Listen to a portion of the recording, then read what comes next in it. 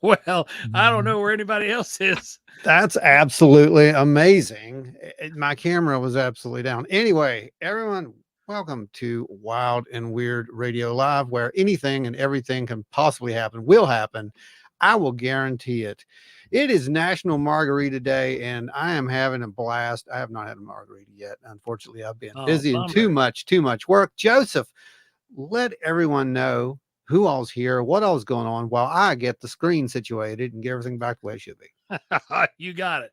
All right. So, what's going on, everybody? Hope you're all having a great night. I know that I am. I've been looking forward to this. We have had the stomach plague run through the house this week, and it has not been pleasant.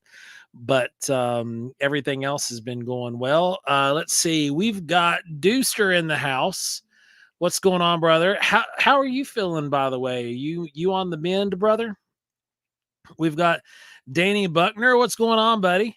Future Squatcher in the house. Hey, man, we'll get you out in the field here soon. Then we got Julie Bug. Julie. How you doing, Julie Bug? Teresa of Teresa's Haunted History of the Tri-State. What's up? Let's see. Oh, we got Tommy Swigger in the house. What's going on? Tommy. I'm going to star this one for Danny, and I will come back to that one because that'll apply for tonight. Then we got, let's see, catching up with everybody else here. Man, you guys are already like chatting it up at LW Marshall. LW What Marshall. is going on, brother? Good to see you in the house tonight, man. Donna Host, same to you. Good to be here. Good to be here. Good to have you. Let's get everybody Fish pulled Belly, in. as usual. How you doing? Good to have you in the house. Always enjoy it. Spooky. There you are. Hey, what's going on, Jimbo? And we got Lisa Beards in the house. Chris Coots is in the house. We've got Larry Hose. Happy Thursday. I know it's kind of become like this is, we need to make this like a weekly holiday. I think it is a weekly holiday. It's my weekly holiday anyway. Terry McCullough, how you doing? Let's see who else. Nancy White. There we go. Then we got the executive producer, Adam Good, is in the house. Okay, Adam's here is Patty. We have Sheena Medola. Did I get that Sheena? right? Did I get that right, Sheena? I know I got the first name right because I went to school with a girl named Sheena. But Dee's in the house. What's going on? Finding the Trackway. How you doing? Sheena says it's first time here. We're glad to have you. Welcome. You're going to have fun.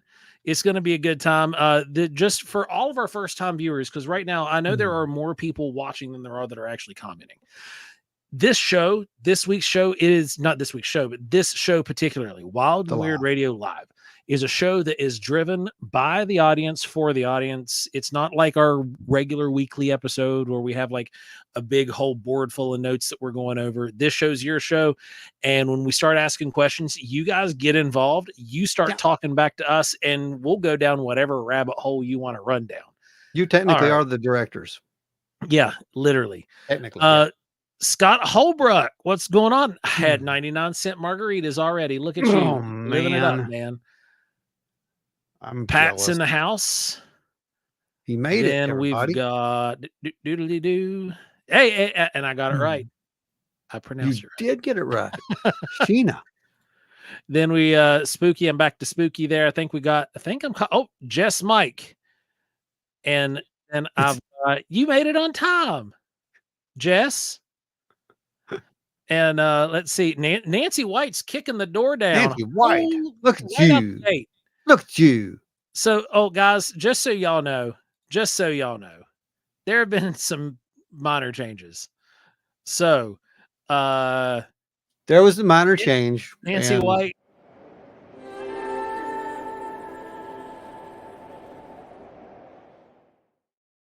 Probably best not to call any attention to it other than to say we have a brand new blessing Nightmare that fuel. someone's going. Nightmare fuel's on its way.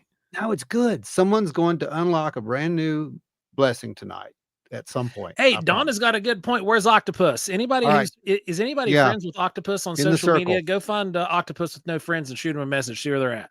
Yeah, this is how this works. We can't rely apparently on the notifications anymore. So we are our own notifications. So just start messaging your friends right now. Tell them the show's on. Tonight we're going to be talking about some of our personal past encounters, which is really cool. Someone actually asked for that. I'm like, sure, why not? It's your show, so we're gonna do it. Yeah, and there's a lot of you guys that you Yeah. only know us based off the last 6 or 8 months worth of live episodes that we've had, and the backlog that you've gone to listen to, and that's all you guys know of us, and we're gonna think of this as kind of like a reintroduction introduction. It's a reintroduction introduction. It's a primer, I guess, right? If it's not old, then it's new, and if it's new, then Hey, Ashley's Ashley Hill. here. There's a package in the way, by the way. Uh-oh. I got her sorted. Uh-oh. Could it be? Let's see who we got. Okay. Spooky's asking, where's Brandon? The MIB, I think, got him. Man, it's really, I mean, it may be MIB. I don't know. So we had some really cool stuff happen here. We've had a few things in the news, right, Joe? Yeah. There have been in the news. Been a couple of things. We had a network that went down today for various reasons that no one wants to really admit. Yeah, it's the network. Kind of weird. The cellular network went down, and at first it was a mystery. Then it was blamed on a solar flare, but then there were other sources coming out saying that it wasn't related to the solar flare at all. Yeah, so it was a mystery. I'm still going with mothership. Yeah, it was totally probably a mothership. That's my guess anyway. I mean, I don't know. What do you guys think? What are you guys feeling out there? I mean, your guess is probably as good as anyone else's at this point, because no one's going to tell us. But yeah, it was like Joe said. It was pretty much blamed on a solar flare there at first. Yeah, and that ran for several hours, and then it pulled it back. Teresa says, "I say Odysseus crashed into it." So yeah. But what's really weird about it is the fact that, if it didn't happen that way, right? You have to admit the coincidence of two solar eruptions, big ones, happening around the same time that this happened makes you wonder. Just a little bit, huh? Makes you wonder, especially right? as high intensity as those flares were.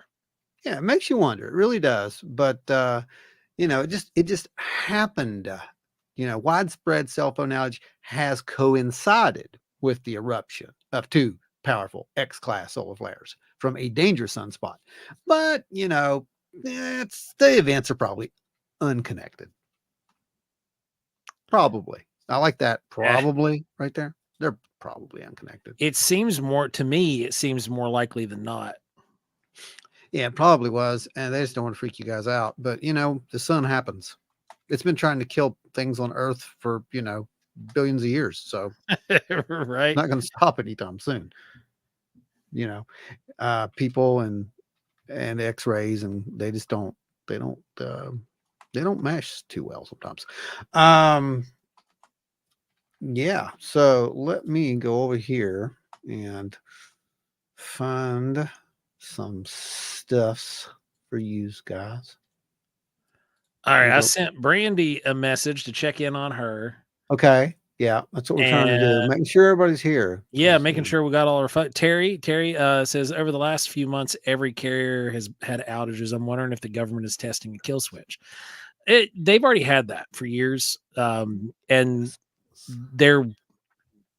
it is the same system that and this isn't anything that's like top secret craziness or whatever. It's the same system that they can broadcast over the network with. And basically, it's just an override. Hey, there's Octopus. You find him? Yeah, we were looking for you. Octopus. All right, there we go. So do we have everybody then? We got our usuals, I think. Got our usuals? Well, yeah, except for Brandy. I sent Brandy a message. Sarah Ramsey's here now. That is weird that Brandy's not here. Yeah, Sheena, mine was in the same boat. I didn't really have a disruption with my service at all. And the word was like a lot of Android users didn't have any issues. It was mostly iPhones and such that went into SOS mode. Finding the Trackway says AT&T network went down because Picard gave Riker the keys again. Oh, that was good. Now that was funny. That made me laugh. So I'm going to pull up some stuff here. You go ahead and That's what I'm doing. I'm going through. I'm going to roll back. There's a starred comment up top here that I yeah. marked. I want to go ahead and get that. That was from surely it's not that far, but it was that far back. Yeah, it was at the Yeah, beginning Danny of the show. said, so Danny Buckner. He says, we've had paranormal activity at our house. I've seen my grandfather at my old house. I've taken pictures of smoke that wasn't there. Oh, that's interesting. Went on ghost Wow. hunts and seen and heard things. We love the paranormal. Well, Wow. I have a story that kind of ties into the grandfather at the old house thing too that I'm going to share with you guys. Well, that's pretty cool. Because it's a very similar story. Really? Yeah, very, very similar. Like, and it's it's a reoccurring thing. It's literally every year at Christmas. Oh, okay. Whether anybody's in Okay. that. So I'll go ahead and I'll share it now since we're so every year at Christmas at my great grandparents' house, this has literally been my entire life. Okay. My grandpa was he was a big pipe tobacco smoker. And he would sit in his chair, just like everybody's grandpa does, sit in his chair by the Christmas tree, and he would smoke his pipe. Well, every year, and there was one year that it didn't happen at first, but then something changed, and then it started. So every year, when the Christmas tree goes up, throughout the evenings, you'll be able to smell old tobacco smoke. Oh, wow. And occasionally, my aunt had told me that they had seen the smoke from the pipe. And that was really neat. Now, I personally had never seen the smoke, but the tobacco pipe smell is something like everybody smells it. It's nobody, it's not just family members. Like anybody that comes in, it's like, oh man, I love that smell. What kind of candle are you burning? Oh, wow. So It's you like, can. oh, it's Papa's tobacco. And you're like, oh, I didn't know your grandpa smoked. No, his dad. And his dad's been dead for 39 years. Yeah, that's pretty wild. So, D says she has a story about tobacco. Throw it in the comments, D, and we'll read it out. Please. Ike, the fob daddy's in the house. I was getting ready to message you, brother. You were the next one on deck, man. Well, the one group that we did not look for, and we never try to check in on them because we always know they're going to check in on us, is Men in Black. I said, Teresa, where did you get an Android Primate? Those are banned from your backwater planet. Oh, this is great. So Octopus says, as soon as I heard about the issue, I thought about the solar flares. Y'all are too good at getting all this info out. Yeah, we try our best. We try to be on it. I mean, it happened at pretty much early in the morning too, right? I mean, that was. Yeah, it started at 4 a.m. 4 or something. Yeah. And I was awake at that time. Yeah. I was awake because of the stomach virus. But today I fell asleep shortly after that and slept it wasn't shortly after that. I fell asleep at around 2 o'clock this afternoon and slept for a few hours. I'm feeling pretty good now. Well, that's good. That's good. I mean, that's actually Lisa great. says iPhone here. She wasn't able to use apps or internet. Oh, really? Only had one bar. Yeah, that's weird. And then Jess is saying that hers didn't, but Mike's had issues. Both of them were on Android. Oh, that is weird. Yeah, because I didn't have any real issues at all, other than the calling. That was it. I could still check on my stuff, but that was here. So Anita's in the house. What's going on, Anita? We finally got on site. Oh, that's good. Someone made it on time. All right, guys, I'm going to need you guys to start smashing the like button and whatnot. And you new people here, just go ahead and hit that subscribe. Anita says, I get the scent of flowers, specifically hyacinths and roses when certain spirits are around. Julie Bug in the house. What's going on, Julie? Well, you're gonna really like that a little story I'll tell later. Then This really, Deucer, that is the exact blend that my grandpa smoked, was the cherry blend, and that is what I burn as well. Um, when I do, like, I don't smoke frequently, but sometimes I'll go out on the porch just to relax, or if we're out doing some research or stuff, I might smoke the pipe a little bit. But um, that he smoked the same one, and he says Deucer says he smells it several times a year as well. And now, Dewey, have you ever had, like, or has your wife or your kids ever smelled it too? Pertaining to that, the cherry blend tobacco, like, just you guys will be sitting around the it's house or sitting fine. out somewhere, and all of a sudden you'll just smell the cherry blend. Rob Posey, hello everyone. Finally got my granddaughter to set my channel up. Hey, There you there you go. go. There you Good to go. have you. So D says, I used to work in a conference center and did all the cooking. One night I was preparing for a group to come in and got coffee on a cart ready for them. Lisa, I'm starring yours, and we'll come right back to her. I'm gonna Yeah, you got a few of them. Just keep sharing them, Here we guys. We're go. gonna start these out, and we'll get to them. I was the only one on the property at the time, and I opened the door to push the cart, and it was hit in the face with the strongest tobacco smell I had ever experienced. I ran to my car. Oh wow. Oh man. I hid in my car until the first guests arrived. Wow. Well, I mean, phantom smells. Yeah. That's kind of a common thing, and we've talked about that before. We talked about these whole time slip anomaly kind of things, these temporal anomalies, and it kind of follows into that. I mean, it could, as an explanation, if there is an explanation for such a thing, because something is either triggering a real smell or it's triggering the memory of a smell, Yeah. right? Now, Pat says that smoke smell is probably baked into the walls of the house. Correct. But why would it only Yeah, be after the Christmas tree gets put up? Because if the Christmas tree doesn't get put up, no smell, huh? no smell. Oh, that's And wild, it's dude. not, it is obviously this doesn't smell, cherry tobacco doesn't smell like pine, but, yeah. Man, that is, I mean, that's wild. To me, that's So wild. it's weird. Like I've Yeah. tried to work it out for years on, like, what it could be. And I thought too that it was just baked into the house, but even on, like, the hottest days, So what's your thought? I don't know, man. Because I am of I'm of the school of thought that, these, and this is probably a controversial school of thought. I mean, me and Ashley, we've talked about it before, and you and I have talked about it before, but a lot of what people call hauntings or Yeah. ghosts and whatnot are very likely time slips. Well, very likely. I mean, I don't know what And, it is. I'm not gonna pretend I do know what it is. like, It's just a weird area. because this is going to sound funny, okay? This is going to sound funny, but think about it. If a ghost farted, would you smell it? Probably not. Like, if a ghost is smoking, would you smell it? Probably not. But if something happened and there was some kind of a time vortex that pulled you into a place or lined up and the veil was really thin and something bled through, could smells bleed through? Hmm. Yeah, that's interesting. I mean, I don't know.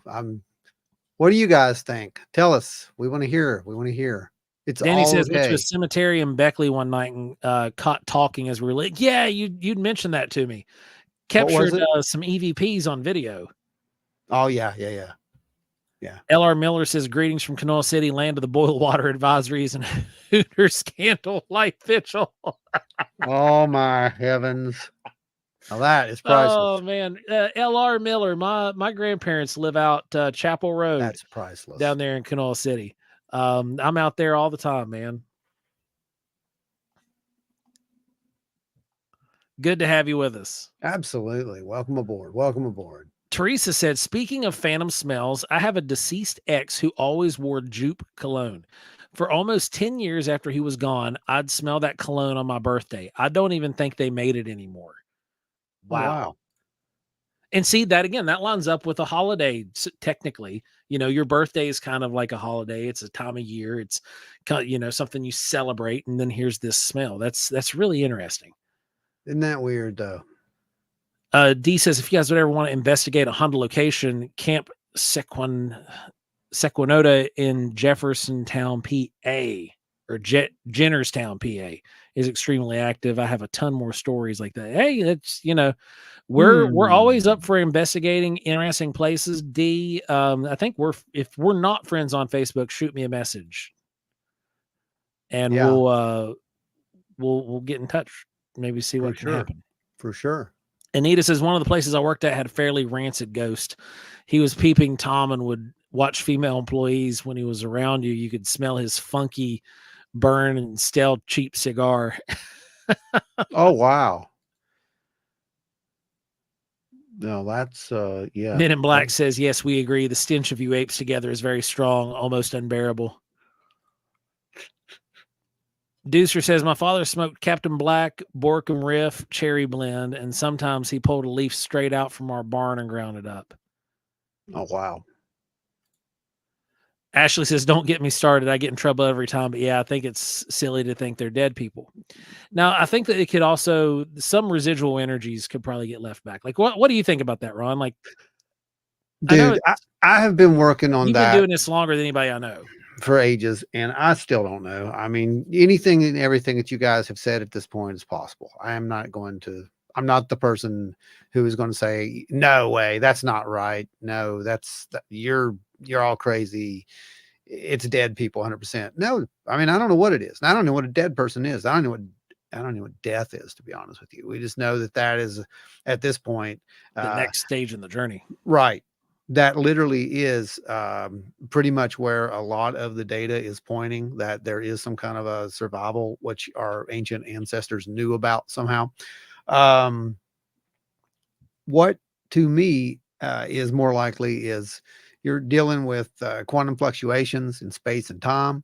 Now, can this be caused by high emotions? Yes. We find that a lot of these paranormal events are tied, or seemingly tied, to emotional outbursts or moments Almost like of RSPK. emotion. Yeah, almost like RSPK, almost like recurrent psychokinesis. But the thing is, how does that work? We don't know. We don't know how that works. We don't know if there's little surges in the brain during these moments of high stress or high anxiety, or whatever, high emotion, is allowing you to tap into something that's there, or if that, when you're doing that, you might actually be the ghosts in someone else's vision. Yeah, I don't know. like Yeah. who's haunting who? Who's haunting who, and that really does come down to Yeah. that. Who is haunting who? Because we don't really know, and that to me is the big mystery, and that's why I'm really interested in the whole thing, because we don't know what this is. Yeah, I'm with you guys. It's probably not some kind of ghost per se, as in dead on Ethel, but could it be dead on Ethel's energy? Yeah, it could be. Could it be her residual energy that's there somehow, trapped, locked? Probably could be. Could it be her residual energy that's coming through a quantum anomaly while she's still alive over here in 1950 something, right? Yeah. And it's just bleeding through over here in 2024. Yeah, it could be. I know that sounds weird, but yeah, that could be. That's how these things work, and it makes you really think, because I think there's more than one answer, and I think that's our problem. So Sheena says here, my grandmother told me that I would sit in her closet and talk to her father. He died when she was 16. She asked who I was talking to, and I told her the soldier man. He was killed in action, and it scared her. Yeah. Then Lisa said, we have a thing in our family that we put quarters in the pocket of the deceased before they're buried. The day after my pap passed, my gram got a call. Nothing but static and humming. Oh, it's one of those. Is Angie here? Yep, that's the calls from the dead. Yeah, that's right up Angie's alley right there. Yeah. Sarah says, at least 10 years ago, I had a cigarette smoke smell around me all the time. No one smokes. I knew it was paranormal. Lane was in the car with me and yells, what is that smell? He picked up on it. Oh, wow.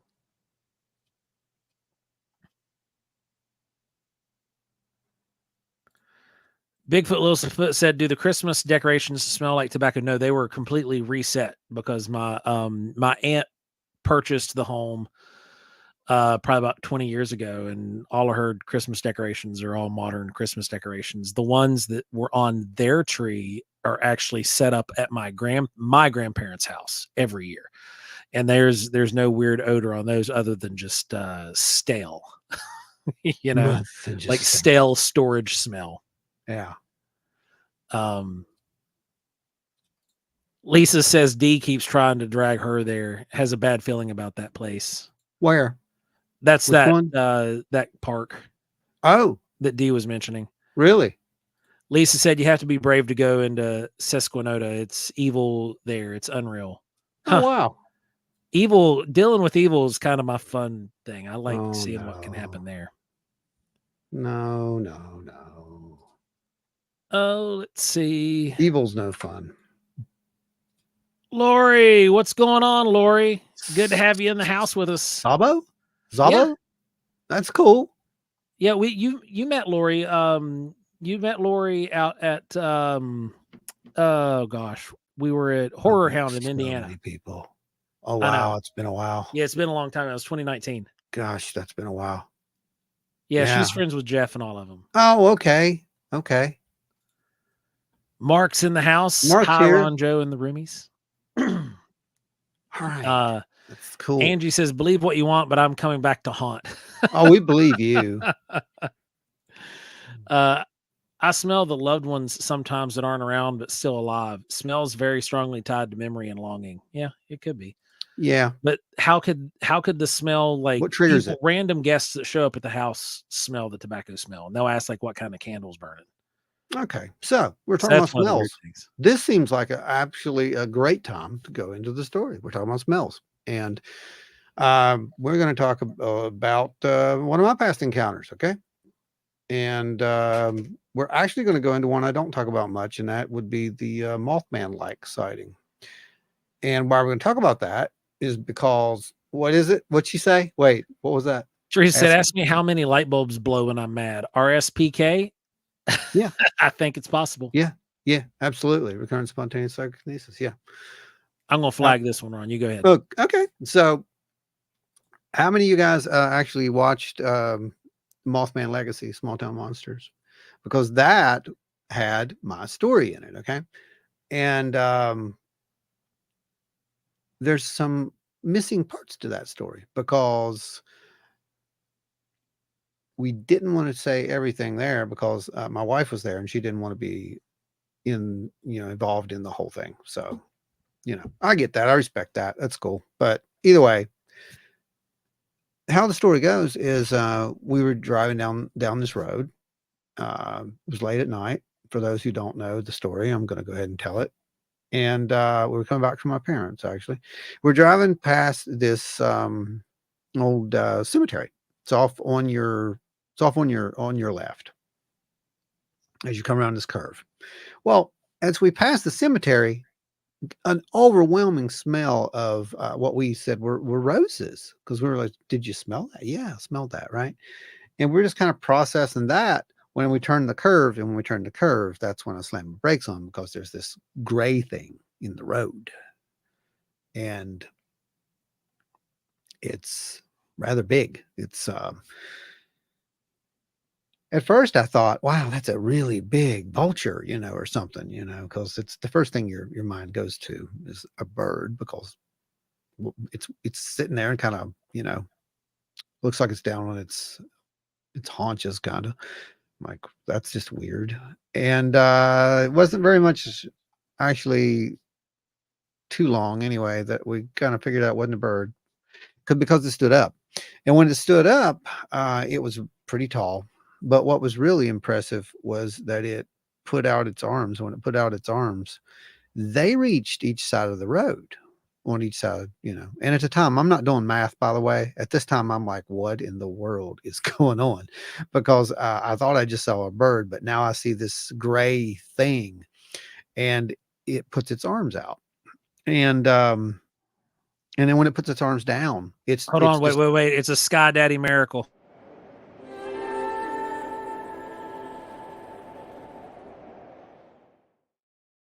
It's Glenn Glenn. Jenkins is in the house. It's Glenn. Everyone. Glenn here. And he managed to come over to YouTube. That's amazing. So when it puts its arms down, there she is. So when it puts its arms down, it's all one movement like that. And as it does that, it shoots straight up. And as it shoots straight up, we're watching the leaves and twigs fall off this tree. It's just, raining, it's shattered, kind of scattering this stuff down. I'm in a little Fiero at the time. We have the roof open on the thing, and I just hit the gas. I mean, I don't think I've ever been that scared, full of adrenaline and whatever it was. I just hit the gas. I'm like, I don't know how I didn't keep them killing us, but we got out of there and we're trying to compare notes as we're driving away at this crazy speed. And finally, about a half mile down the road, I slow down. If you're about this road, you understand how absolutely stupid it is to go any more than probably what, Joe? 10 miles an hour around that I can comfortably drive it at around, 20. and this is on the good parts, around 15 miles an hour. Most In I've the ever seen curves most and people do. turns, it's pushing it, Yeah, especially in any kind of larger vehicle. yeah, it really is. And so you know, you're not really thinking when that's happening, but No, it's one of those things that it's one of those roads where the idle speed of your vehicle is about the speed you want to go with your foot on the brake. it really is because there's blind curves everywhere. You Yeah. can't get off the road. It's one old one lane road, basically, is what Mhm. it was at one time. And so there's this thing now that we can process it. And what was weird about it is you couldn't see the feet, and where the feet should be, you could see through, and it was foggy, and it was kind of like, kind of distorted, kind of there was like a distortion there, and it was just weird. At the time, I did not think for 1 second that this had anything to do with Mothman. Let's just put that out there, because there's this legend that is in my family that my mom, her brother, her sister, and someone else, I can't remember what it was, we're all walking near that graveyard where we smell those flowers, near that graveyard, probably back in like the 1950s or so. And they see what they called at the time a gray ghost. It was a misty thing that appeared in front of them in the road.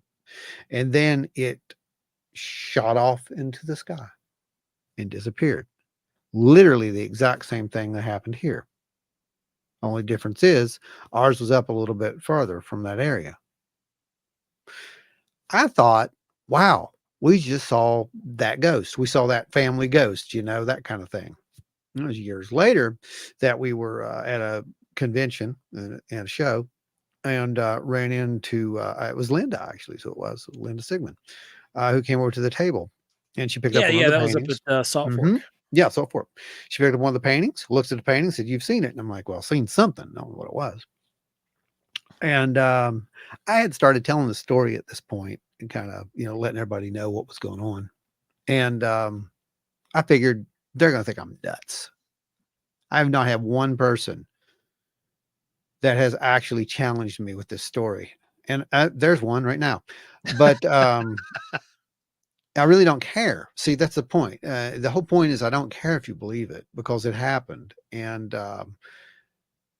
it didn't have red eyes, so that's why I assumed at the time, it wasn't Mothman, it didn't have red eyes, and Linda's like, "Oh, they don't always have red eyes," and I'm like, "Oh, what?" So I started doing a little deep dive into the phenomena, and at that point, I'm like, "Well, I guess there were more sightings of something that seems to fit that description of whatever this is," and that led down to even more craziness because to this day, I still don't know what that was, but I've talked to so many people who have seen something so similar that the movement is absolutely the same. There's that one, shooting straight up. It's amazing. There's something there that is occurring over and over again that the people are seeing. And yeah, it does. It gets mistaken for, or I don't know, gets labeled as Mothman sometimes. I like to call it Mothman like because it Oh, has that tendency. I'm I'm gonna pause you here, Ron. You're gonna like this. Mm. Julie Buck said my dad told me when he was in his 20s, he was catching minnows while he was fishing. and he said he heard the trees shake above his head in the creek. And then he saw a huge dinosaur-looking bird fly out. Yep. There, where we heard that. Flew off towards the mountains and went back up into the trees. He said it scared the crap. Yep. Well, you're gonna like tomorrow night's episode because we have Stan Gordon on there, and we're gonna be talking a little bit about that kind of stuff. It's a really great episode, so we're gonna go back into high strangeness and whatnot. Yep. Joe, we didn't roll the ticker. We got to thank everybody. That's the right. proper way, because we were, So everybody, this show is kept free by everybody here who is on this list. This is our executive producers: Adam Good, L.W. Marshall, Teresa's Haunted History of the Tri-State, Larry Hose, Ada Cox, Nancy White, Scott Holbrook, Tommy Swigger, Pat, Small Town Monsters, Eyes in the Woods, and you can't leave out the rest of our amazing super chatters who come in, week out: Dewey Edwards, Spooky Appalachia, Guitar Chains Craig, Travis Orednick of the Deep End Antiques, Jeffrey Steele, Russ Bailey, Chris Coots, Bigfoot, Littlefoot, Terry Summerfield, Sarah Ramsey, Julie Bug, Finding the Trackway, Donna Ho, Angie Breeden, Jen Clower, Jamie Snell, Ike Fauber, Ashley Hilt of On Wednesdays We Talk Weird, and James Nelson. We thank you. You guys are all fantastic. You are what keep Wildwood Radio free, out from behind paywalls, out from behind all that good stuff. We're not going to come out asking, begging for this, that, there, here in any point in time, because you guys are what keep it free for everybody. Thank you. Yeah, thank you guys. Yeah, okay, you can take that down now. I just want to make sure because we completely forgot to do that. I usually let it run for a minute. Oh, okay. Well, it's not in a way. So anyway, these kind of things apparently happen, like I said, and it's led to just trying to understand what may be behind some of these things. We've had other encounters since that, obviously, but that's one of the more weird ones, I think. That's probably my weirdest encounter. So I'm going to read off some of these other ones before I'll tell another one of mine. Scott Holbrook said, the night before my dad's funeral, we were driving by the veterans cemetery where he was buried, or where he would be buried. All of a sudden, the interior of the car smelled like a giant ashtray. None of us smoke, and the car had never been smoked in. Oh, wow. Oh, now how do you do that one? Yeah. How you do that one? Because now you said none of us, right? So how did everybody smell that? Or was that just one person sensing it? That's a good question. Angie says it's energy. Could people send energy from wherever they go after death? Could, maybe. We don't know.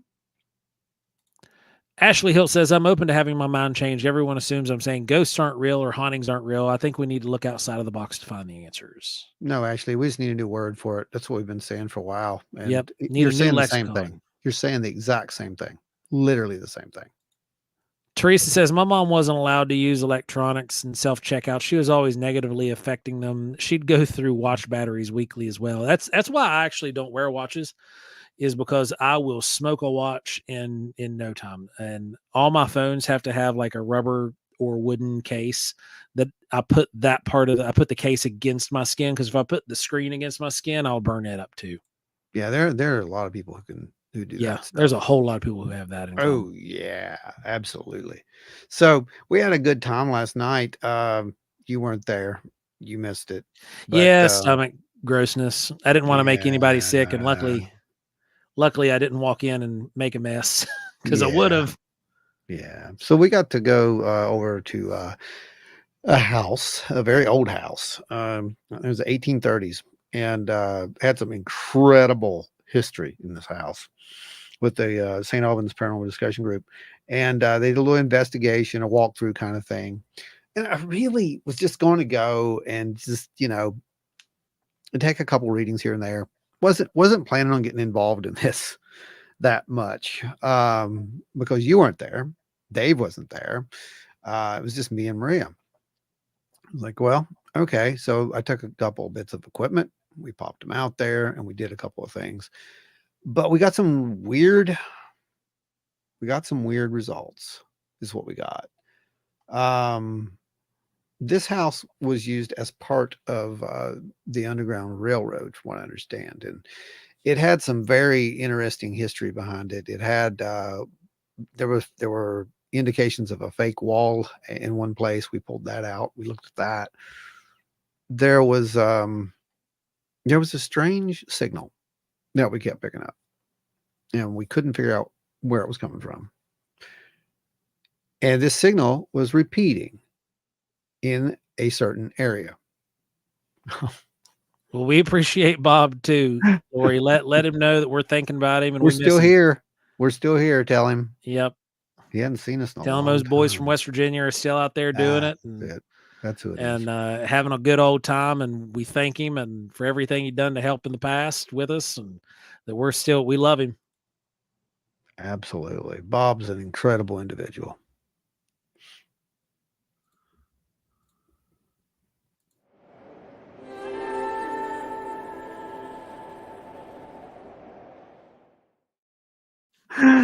More Snell shirt. Said this is a nice shirt. Jamie Snell actually designed this one Yeah. for the Mall of Man Museum. Yep. That's right. So That's good one buddy of Jamie's work. that's one of the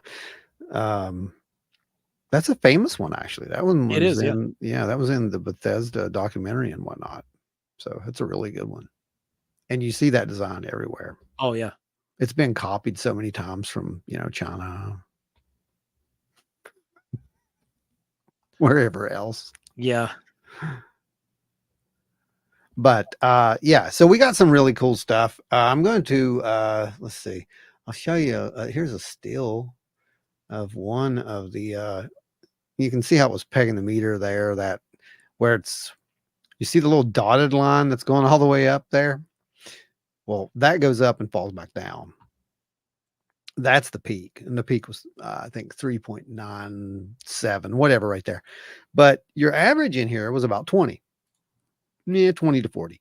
But it would keep going like this, like it would spike and keep going back down and up and down. And yeah, it only happened after Tony left. It seems to be a trend. It is. And he kind of called it. He was like, yeah, well, you guys will have, luck now after I'm gone. So yeah, well, it happened again. It absolutely happened again. The T came in for TNT. I have not got mine yet. I haven't got mine yet either. Jamie says we're here to pimp Ron and Joe. Oh my God. Oh man. Those are terrible. Absolutely terrible. So I can't show the intro clip because it's too long. So let me find the next little clip that I can show you. Door spike. Let's see. I got something that we can show for Jen. Okay.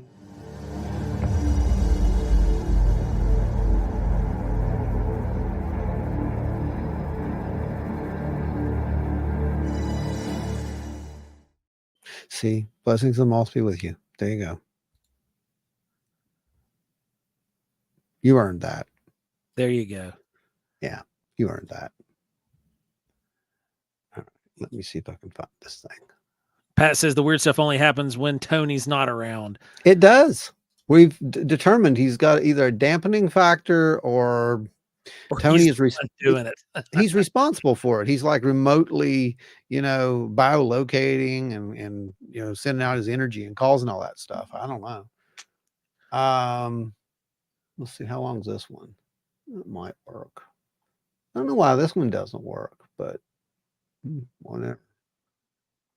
So this is really interesting because we're in this one room, and I'll set this one up for you. We're in this room, and we're getting all these signals, right? And we've isolated the fact that it just seems to be occurring when this one person, which I will call the contact, is in the room and interacting with what's going on. She knocks on the wall, and you're going to see what happens when she knocks on the wall. Deucer says we're in the midst of a thunderstorm with heavy rain. May lose power anytime. If it disappears from the chat, either I lost power or a ghost got me. Yeah, it could be all the above, man. Yeah, we had that storm roll over top of us a little while ago, and I think that band that you're dealing with now is going to hit us tonight. So I'm going to set the scene up, and here we go. We've got Jessica's in here from Unseen, and she is actually in this scene trying to use the trifield as a validation tool as an ITC device. Okay, so she's trying to use instrumental transcommunication. So kind of like a spirit box kind of thing, but with something a little bit more, sensitive than what you would be used to. At the same time, we're also running a spectrum analyzer, but in this clip, we're not. In this clip, we're just going to be using this, and watch what happens. Just watch the readings. Okay. From neighbors down the street being like, who's that old lady in your room? I'm like, I don't know. In this window? Yeah, in this window, staring down at the street. 3, 4, 8. Like this. I've heard knocks on the wall in here. Like I'd be asleep and I'd hear a knocks on the wall, like from in here. 2.8. From the closet in there, because there's a closet back there. Yeah, we figured that out 2 years ago. Yeah. Huh? 2.8 when she knocked on the wall. Yeah, you know. Knock on the wall again. 4.8. Well. Okay. So we were getting weird little interactions like that. Literally, well, I think we did it until all the people came in the room, and then it just kind of died down. It was just like, okay, there's too many people or something. I don't know. We even kind of played around with that theory that maybe that was what dampened the field out. Let's see.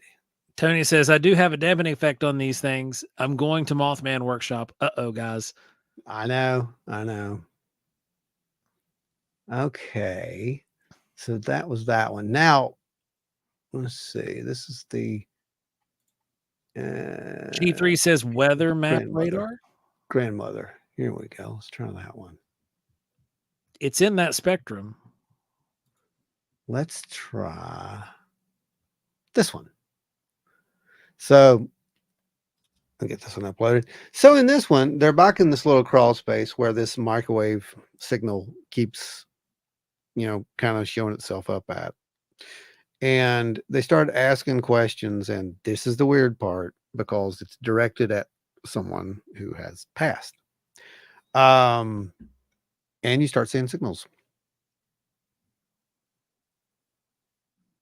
No. I would follow her around the house. So more like a grandmother. Yeah. Like, this one's I said grandmother, and it went.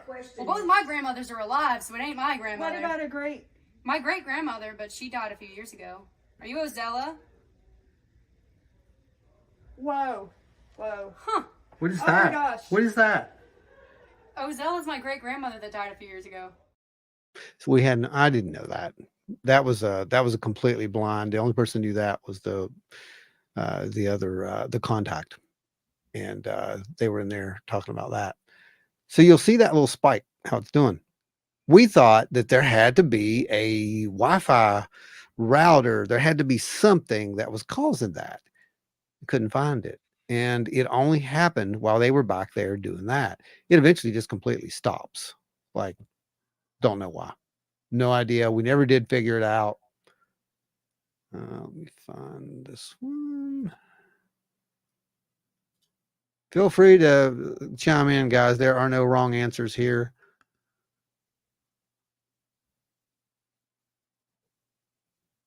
Is this the Carol one? Yeah, this is Carol. So this is when I think they were talking about another name. So another name comes up. And on this one, you're going to see the multiple instruments kind of start happening at the same time, which continued until everything just pretty much stops. Oh, lady that used to live here, her name was Carol? Carol? Carolyn? Is your name Carol? Or Carolyn? If it is, all the way across. Oh, that's a pretty strong signal there. For a second. It's weird.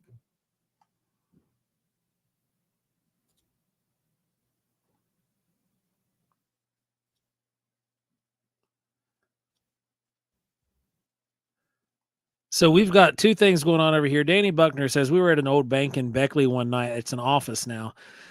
The bathroom doorknob was pulled out of my hand when I was near the coffee pot, and it turned on by itself. A lot of EVP that night also. And then Teresa says, I think I've investigated that bank, Danny. I saw the gentleman who passed away. He was just sitting at his desk. I was able to describe him perfectly.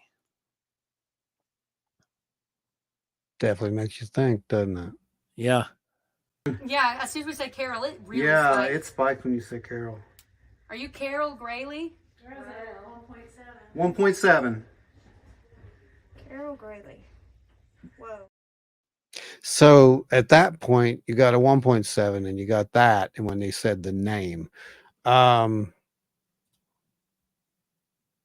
here's what we know about that. 1.7.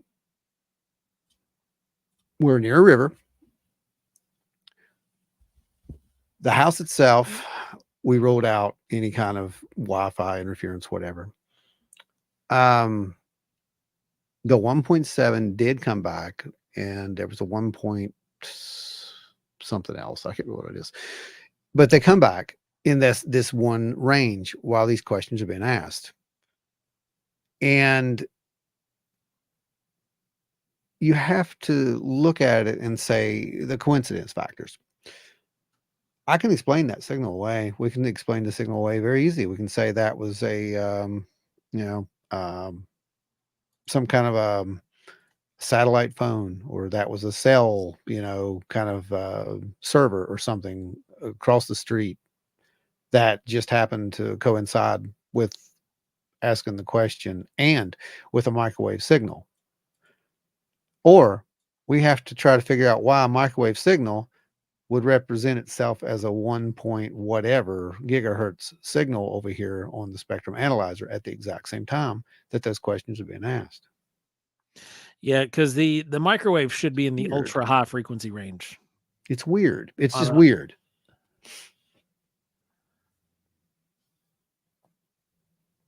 But yeah, it's a strange phenomenon. Now in that area, because Ron told me about the spectrum analyzer readings, and so I pulled up the chart from the SBCA and started looking at all the stuff there for all the signal frequencies and who broadcasts on what things are where, and that is in the band of cell phones, like for cellular data and for cell signal, as well as some terrestrial radios and satellite radio.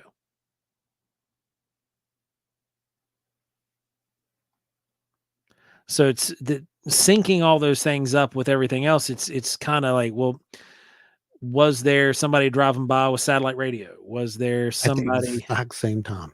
That's the weird part, right?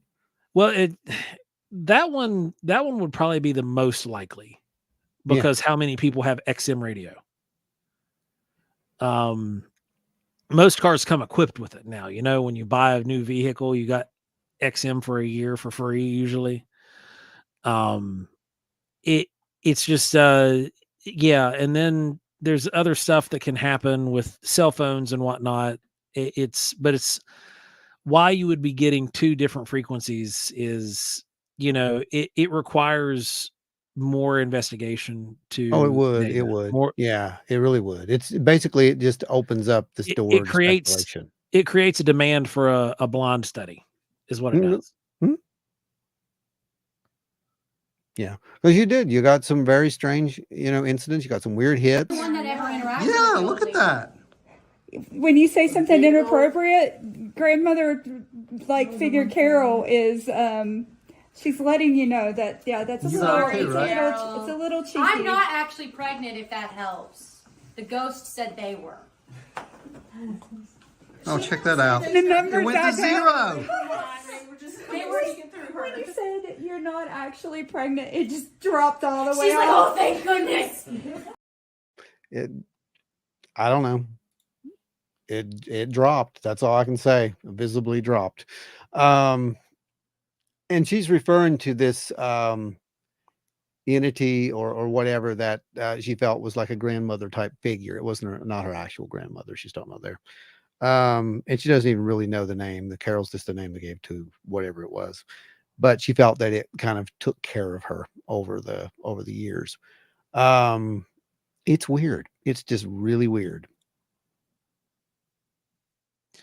So I'm going to tell you guys, is there any more from the investigation? No, I'm stopping it here. We're good. No, you can keep going. No, we're good. We're good. I just wanted to show you guys that and let you, chime in, throw in your 2 cents, whatever you think it is. That one was set to actually microwave radiation band. I did not. Well, we did try it with the actual regular, EMF, and it was only about a 1.2. I think the highest we ever saw in that house was I want to say a 3 milligauss rise, but it was mostly one. Right. He's asking like, what's the range of measure? Like, how close you have to get to something before it goes off? Well, it depends. Because he says his trifield has an ideal range of 20 centimeters. It would. Oh no, it's this. But he's got a knockoff. Right. But you're gonna pick off anything that has a really strong range. That's like if I turn my microwave on in the other room right here, probably not gonna pick it up. I'd probably be a little bit closer, but not that close. That's the weird part. I thought for sure we'd find like something outside that house, like that was causing that microwave fluctuation.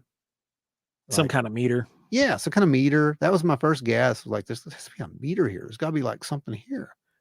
And there was nothing there. Oh, that actually brings a good question. The AEP went through last year and installed like those readerless meters. Yeah.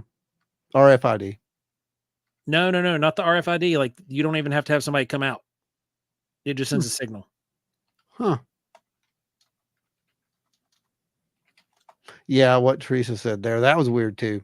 It does seem, it seems related to the contact, in my opinion, whatever that's happening, which means that it may not be anything there at all. It may be the contact and some kind of psychic interaction that's taken place. And what's really great is she has agreed to undergo some testing. So we will be kind of, I guess, investigating that potential in the future and seeing if there is something up with her. G said, "Did you get wild as well?" No, the wild side wasn't there. I was sick. It was just Team Weird.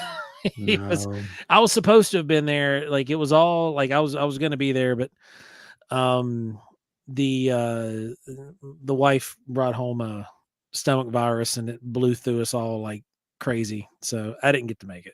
I didn't want to make everybody sick because like I wasn't feeling bad. And even up until about maybe an hour and a half before everybody was supposed to meet, I was still feeling like, I was like, I could probably go. And then all of a sudden I was like, whoa, yep, it's virus. Yep. Yeah. But it was good. Men in Black reminds everybody, do not engage the like button. We've already got 3 likes over here. Over in Facebook land, which is fine. I'm going to go hop over here and check YouTube, see where we're at. Oh, yeah. But everybody go make sure you like the video and say something if you're watching, because I know we got a whole lot more people watching than what we've got talking with us right now. If you got some, questions, you got some comments, you want to tell us we're full of crap, feel free. Go ahead. It's all good. Then Finding the Trackway says, we've had tri-fields go full tilt while we're out in the middle of nowhere with all of our phones left back at camp. Yeah, that shouldn't happen, Finding. Yeah, see, that's when the meters and everything go wonky and you're in the forest and you don't have your phones. That is when my interest gets really, really, really peaked. There's so much with houses that can do things and whatnot, but when you're out in the middle of nowhere and you don't have a GPS on you, you don't have anything else, it gets squirrely and things start going off the rails. I'm really, really, really peaked at that point. Donna is defiantly objecting to the Men in Black. I am pushing that button Definitely peeps into the worlds walking in my house, but they're harmless. I've only had 2 experiences where I've been scared. One, I think I was dreaming about it, that UFO was trying to pull me up. Yeah, I remember you telling us about that one a couple weeks back. Yeah. This is literally the opposite of our communication. Stop that. Then, so we've got. Oh, here's funny. Anita I'm gonna have to go back up. Anita had like a long story up here. I'm gonna have to piece back together because it's spread out through about 50 different comments. But it was essentially a haunting that they had of this dude that was really a jerk. And Really? they'd bought a Victorian house or rented a Victorian house, her and some of her friends, and it was something that they just none of them could stand. It was kind of like a cantankerous ghost. What brought it to her mind was you're knocking on the walls. This thing would knock. And then let's see. I'm trying to find it.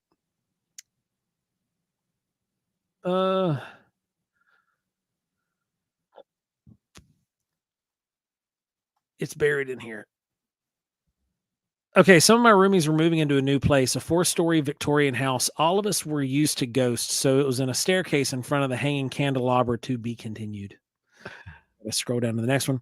So above to my right is a landing on the window, and it goes up to the left in the next floor. I hammered a couple taps, and I heard 3 knocks. I looked around and saw someone through the side window.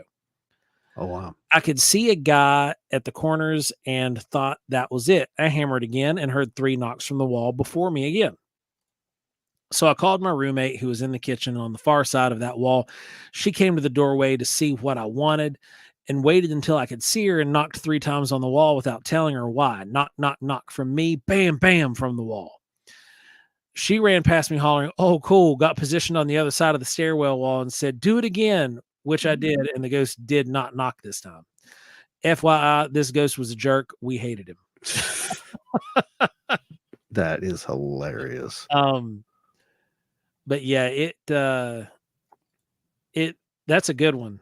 That's a good one. So Adam says hitting the like button makes Joe sick. Giving money makes Joe blindly angry. It really does. It's crazy.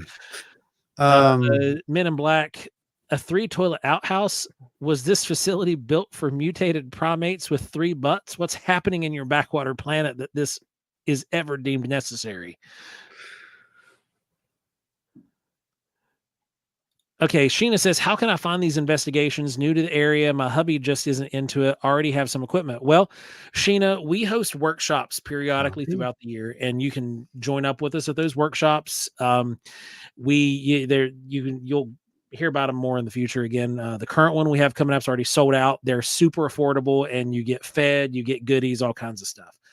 But then you also get to do an active investigation with everybody, and we teach everybody how to use the equipment. But we also do investigations when things come up where people have had strange events and occurrences.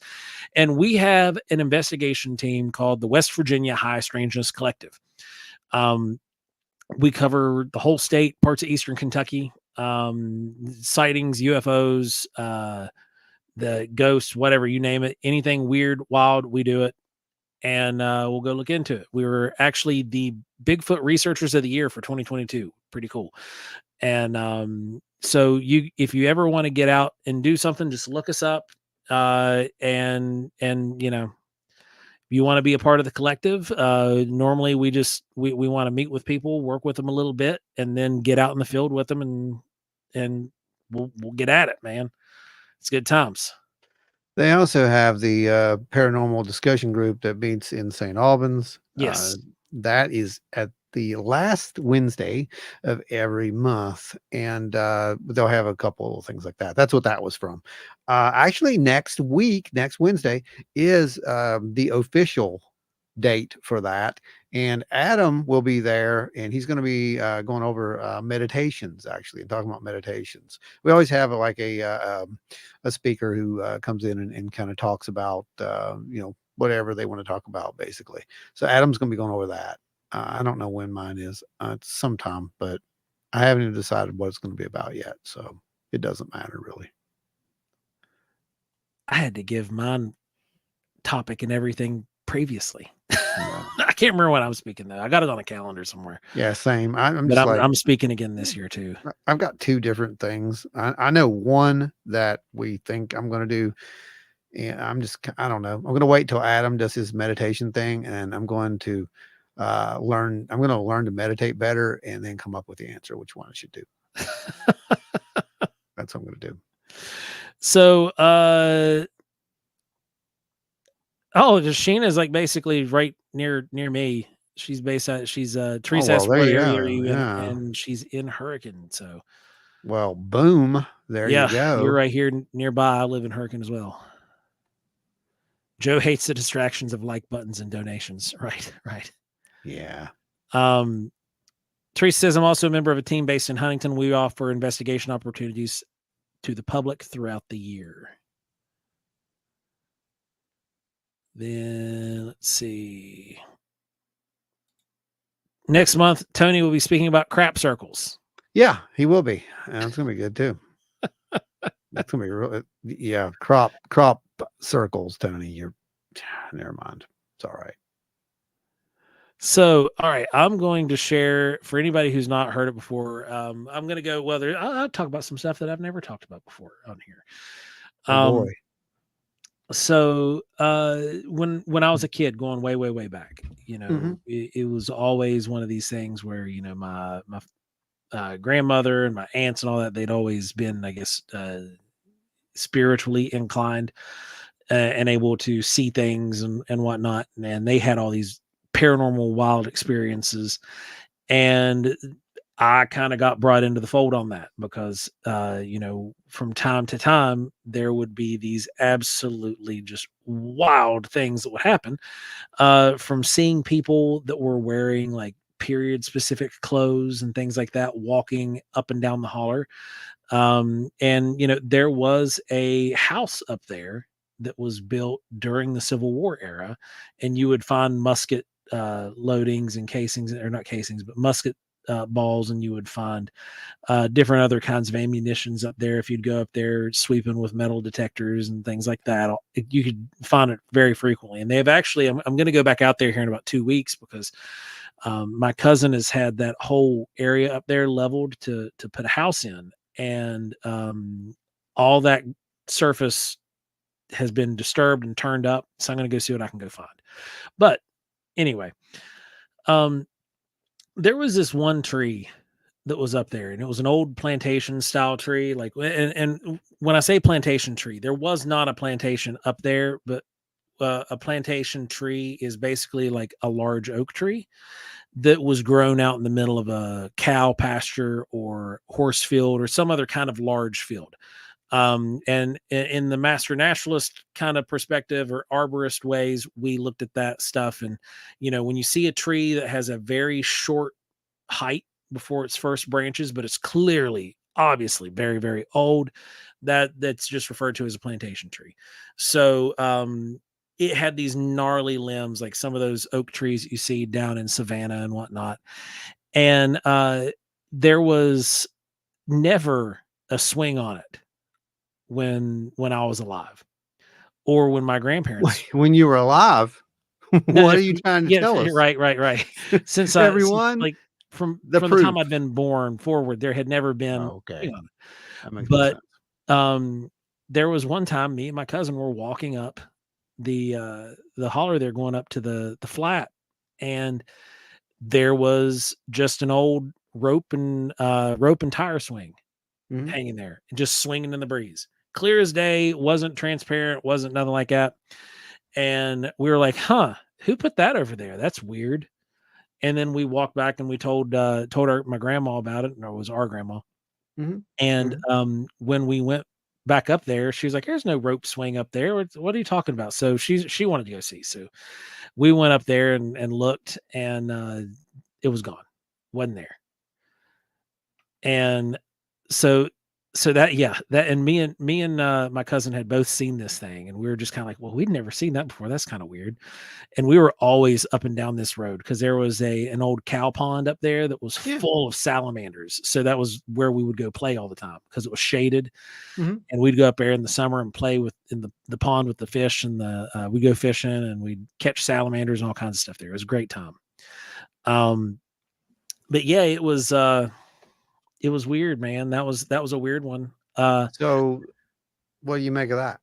Yeah, it's the only thing I can think is it maybe like one of those time slip sort of deals. Like we were looking into a one of those vortex kind of things, or like a window of a different period of time. The brush didn't look any different. Like it wasn't clean underneath the tree. Everything wasn't, Larry Host said bacon. Pat said square, circle. Let's see. Beth's in the house. Yeah, Beth's here. Pat said bacon. Nobody got it. Nobody got it. No. So yeah, it was really weird. The swing and the tire were gone. Yeah, that is weird. It was really strange. I mean, that does go right into your weird, time slip kind of stuff, man. That's different. But yeah. So everybody here has probably heard my Bigfoot story 100 times at this point.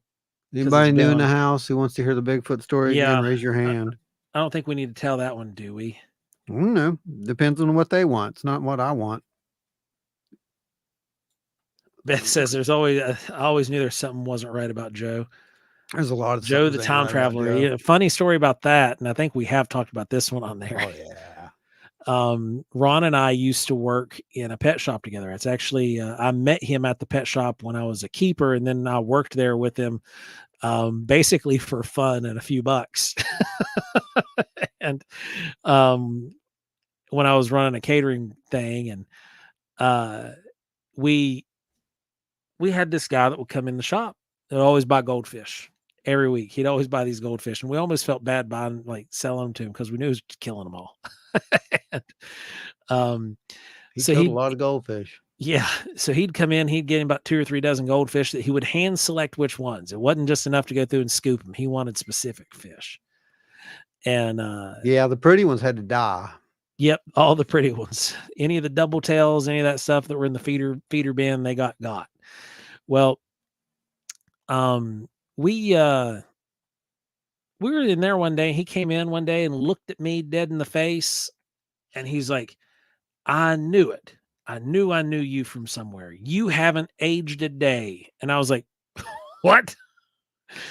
And he told me that he was there when the Silver Bridge fell. Yep. And that he saw me there. And I was basically dressed like one of the firemen or something to that effect. It was the long black, fireman style coats of the day.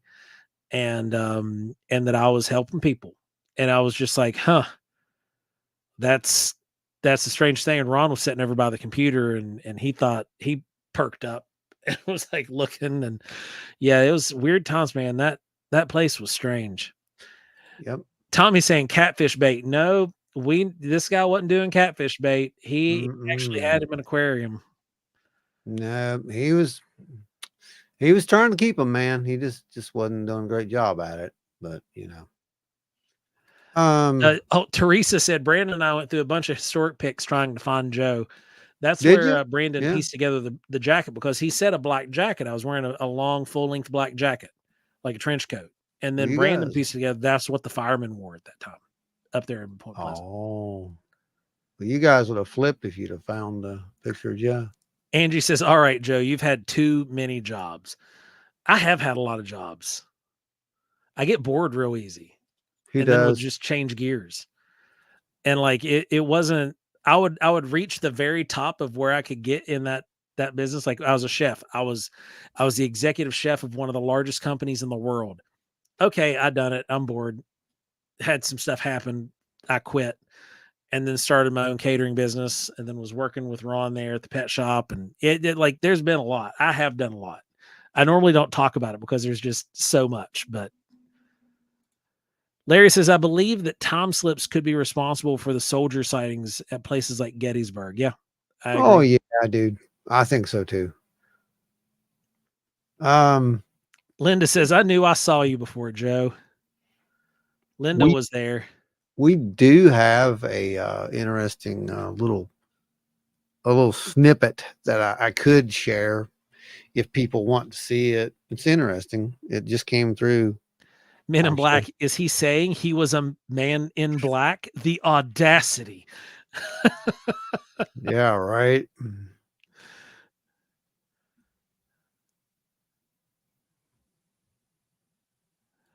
Danny says fireman bunker gear at the time were made of like rubber and were black. The helmets were leather. Yes, I am. I'm an ADD squirrel. Yeah, he is. That's Sarah true. Ramsey, keeping it solar flare free, baby. Bless you.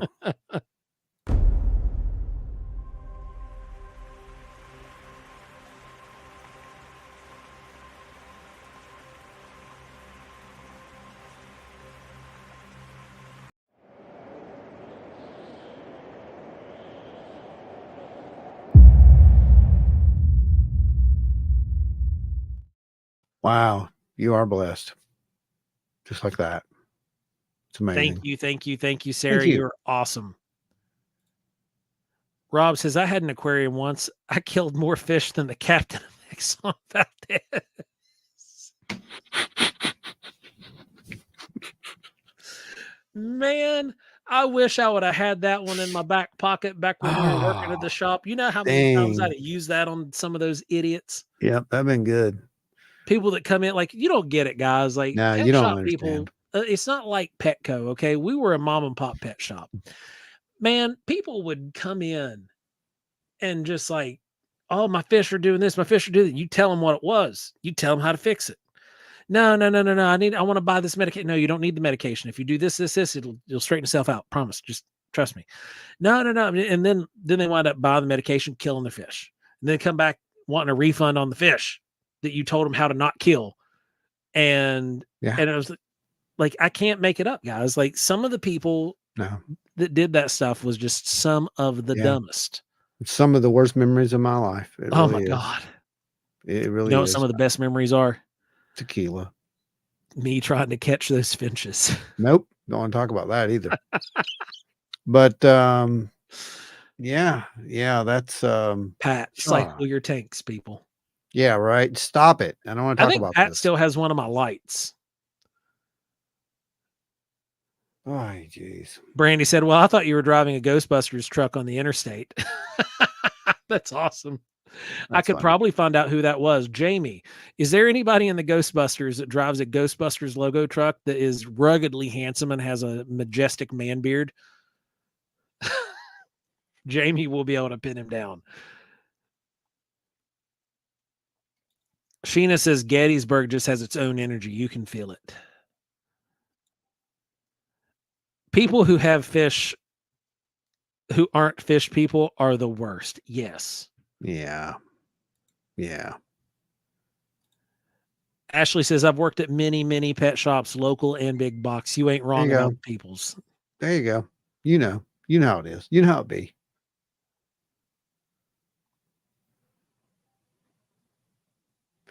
Beth Duncan, did you show Joe the video I sent you? Well, no, but can show everybody. Mom never shows me anything. I can actually show everybody that video because I have it queued up right now. Was it you, Jamie? Were you driving a Ghostbusters truck? Or no. It's because you're ruggedly handsome and have a majestic man beard. That's right. Yeah. Jeez. It's getting deep in here.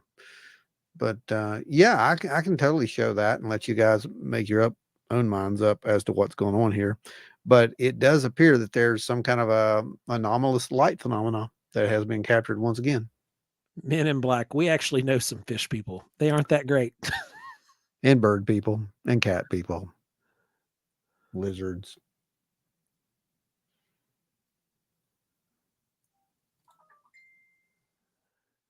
Anita used to keep fancy goldfish and breed show guppies and kept a little garden pond back in the day. Hey, we used to breed show guppies too. Me and Ron both had some really, really cool ones. He had a nice collection of black Moscows, and then I was doing the half black pastels. I think you had some half blacks too, didn't you? I've erased that from my memory. You don't seem to understand.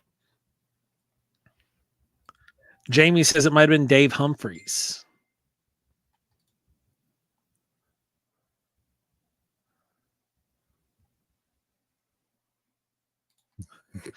In a restaurant bar waiting for a table watching drunks feed goldfish to Oscars. That's entertainment. Yeah. Makes the water so messy, though. Yeah. Yeah. Pat says, don't bring the avians into this, Ron. But there are bird people. Bird people, man. Bird people are the weirdest people. They are. Linda's got 2 Arandas. Arandas are great. Yep. Dee said apparently she collects cats. Or do the cats collect you? All right, you got the video ready? Oh, if you want to see, I don't know. They don't want to see that, probably, do they? You guys don't really want to see any more Wineberry secret footage, do you? I mean, I think we've all seen it enough, right?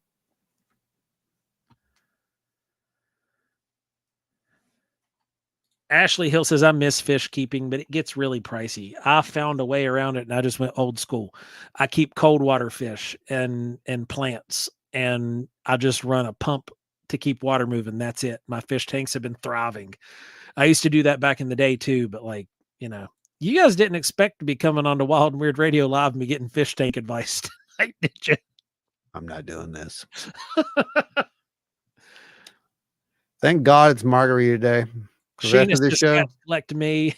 Pat says, this is a really strange tangent. Isn't it, though? Yeah.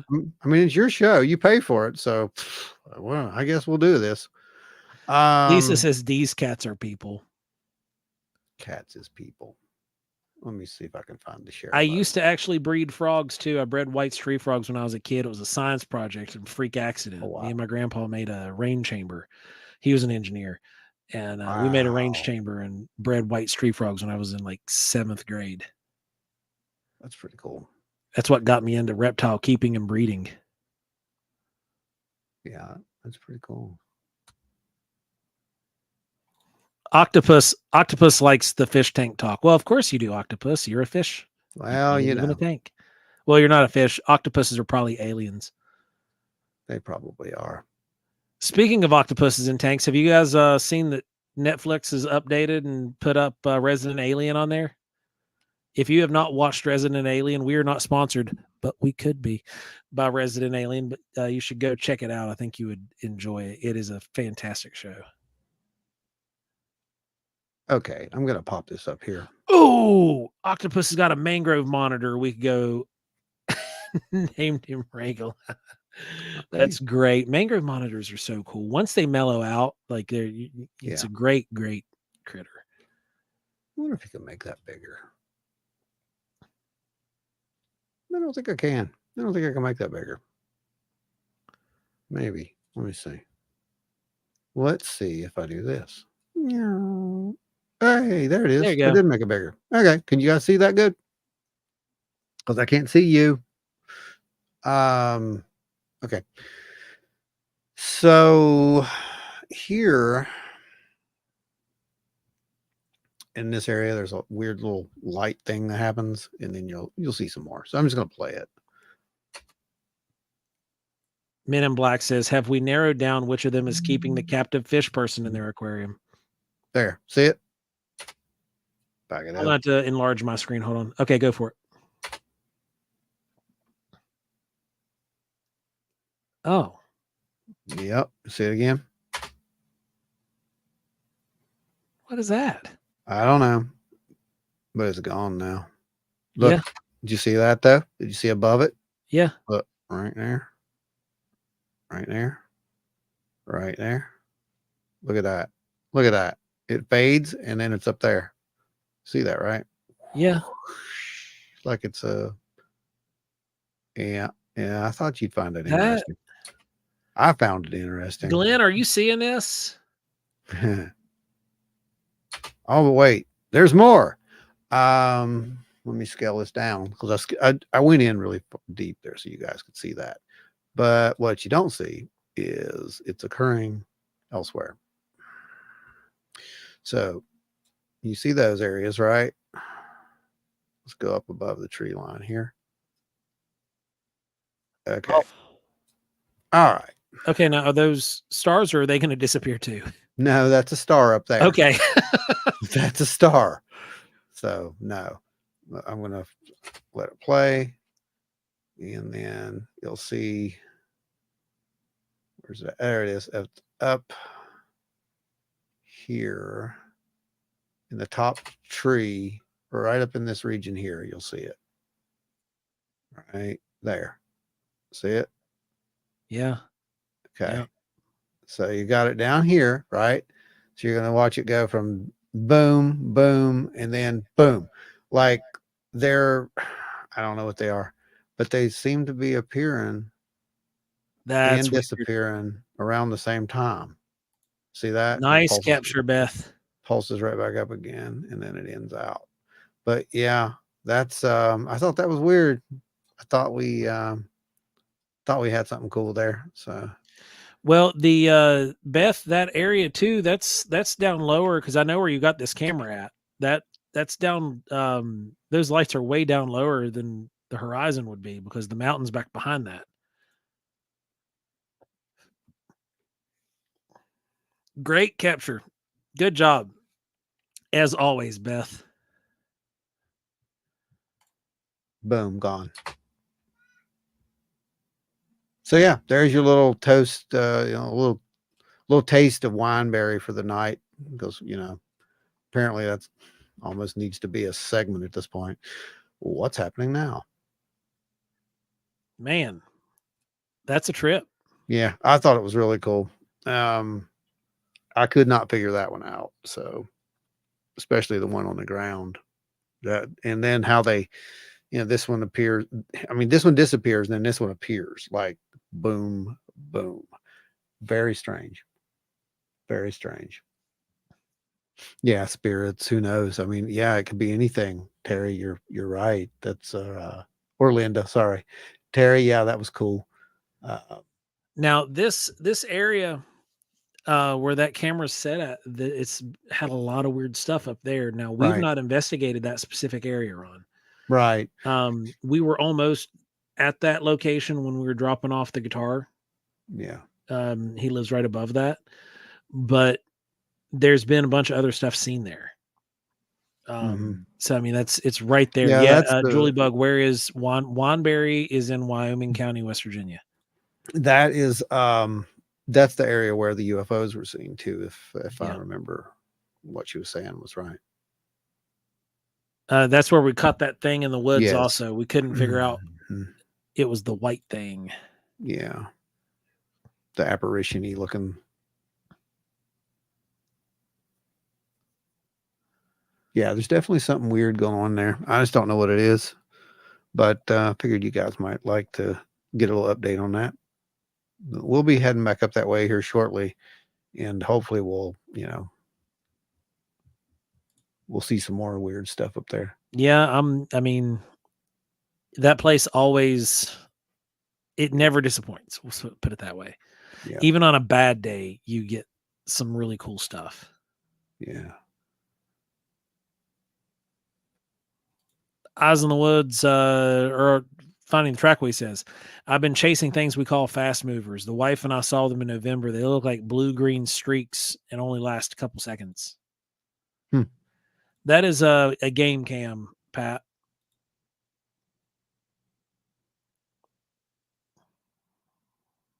Yeah, everything's been seen here. Yeah, everything has been seen there. That's true. It's a very strange little place.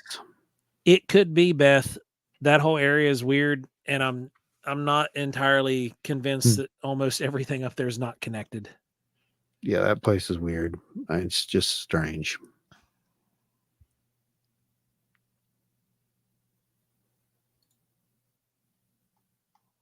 Yeah, that is Wandberry is a special place. Yeah, yeah, yeah.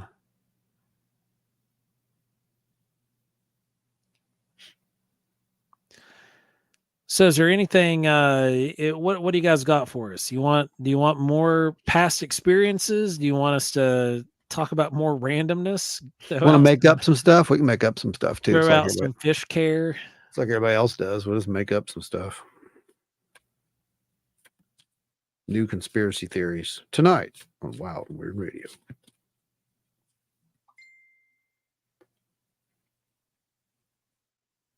There's one. Amanda had a weird encounter with a mimic a couple weeks back. She went on the deck to call for the dogs and she whistled 3 times. Immediately she heard right beside her 3 whistles back. That's kind of squashy. That's kind of concerning.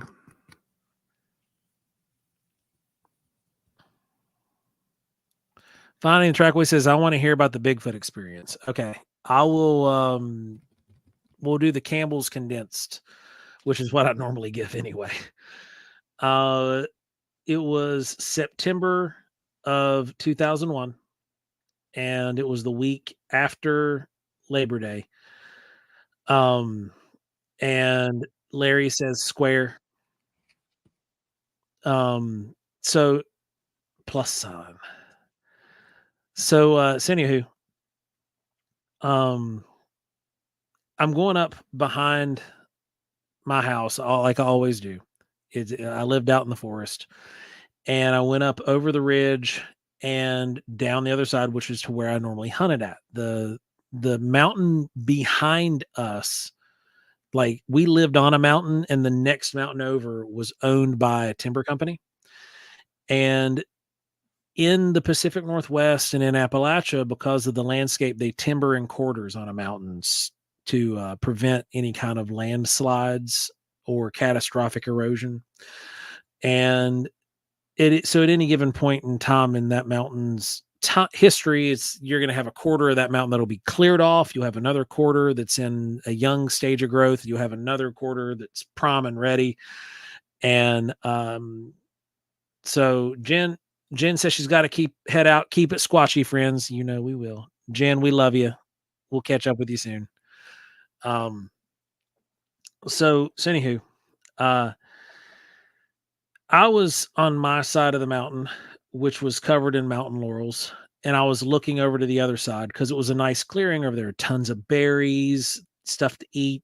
It was in the younger stage of growth. It was maybe about 4 to 5 years post timbering. And see you later, Jamie. Y'all be good. And we were hanging out, or not we. I'm the story is getting a little choppy because I'm watching the comments over here. I'm going to quit watching the comments for a minute and stick with the story. Yeah, don't worry about the comments. I get down in the laurels and I'm watching across the way because on my way in, I thought I saw what was a black bear. I was like, oh, cool. Here's a black bear. I'm going to go in and get situated in my spot and I'm going to watch and just see what happens.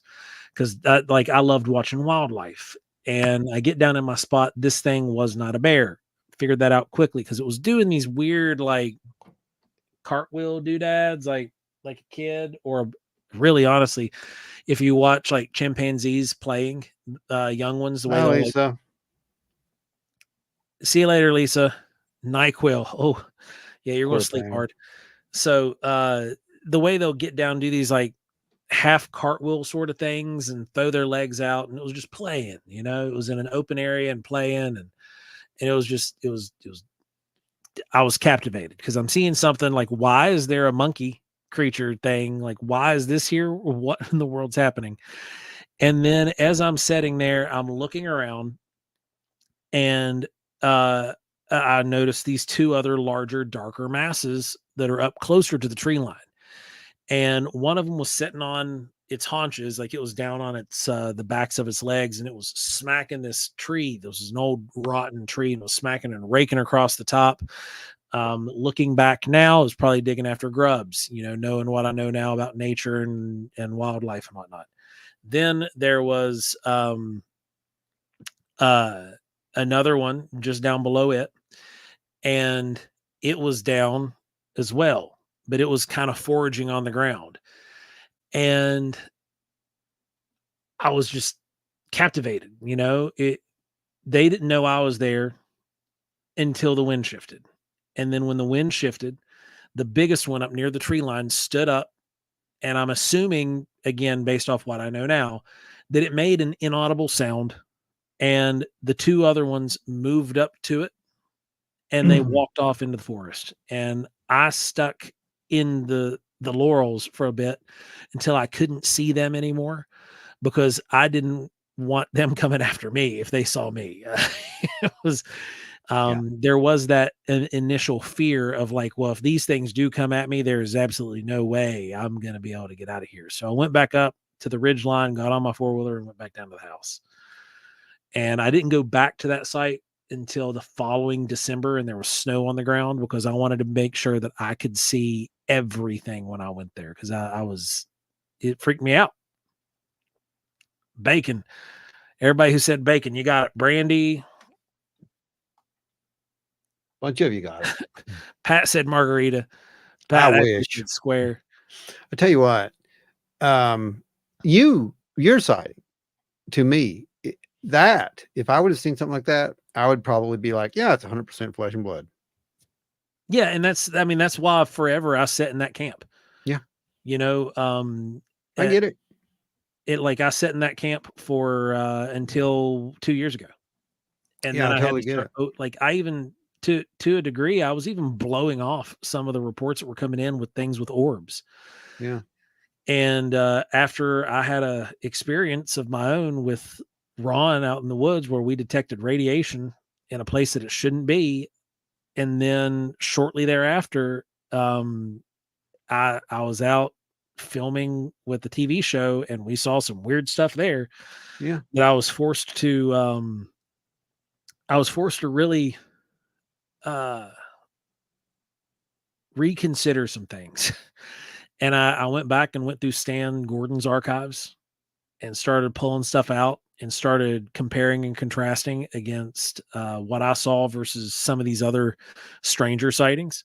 Yeah. And I was able to create a comparison of what these things are. And oftentimes the ones that are accompanied with these balls of light or cloaking or floating or glowing eyes, their proportions are a lot different than the ones that are in the more flesh and blood category. And that's what really pushed me in the direction we're dealing with more than one thing in the forest, and part of the route for where subject A and subject B came out of. Yeah. I mean, it's just logic. But the thing that I had seen out at your camp, that I don't know either way. Because it seemed to straddle the fence, didn't it? Yeah. Because, well, I mean, if there was any of them that seemed more, I guess, flesh and blood, it would be that, because I could see that as being an intelligent group of somethings that were out there. Thank you, Sheena. Thanks for hanging out, Sheena. Thanks for having us with you on this evening. We appreciate you listening. We'll be back actually we'll be back tomorrow night at 8:00 with the pre-recorded show, but we'll be back live again next Thursday. Yeah, I don't know. I mean, that's a good question, Pat. Why can't it be flesh and blood and interdimensional at the same time? Well, if we're following the Saganist oh God model of the dimensions and how a two-dimensional object views a three-dimensional object, then it would be near impossible for it to be flesh and blood in the way we understand it.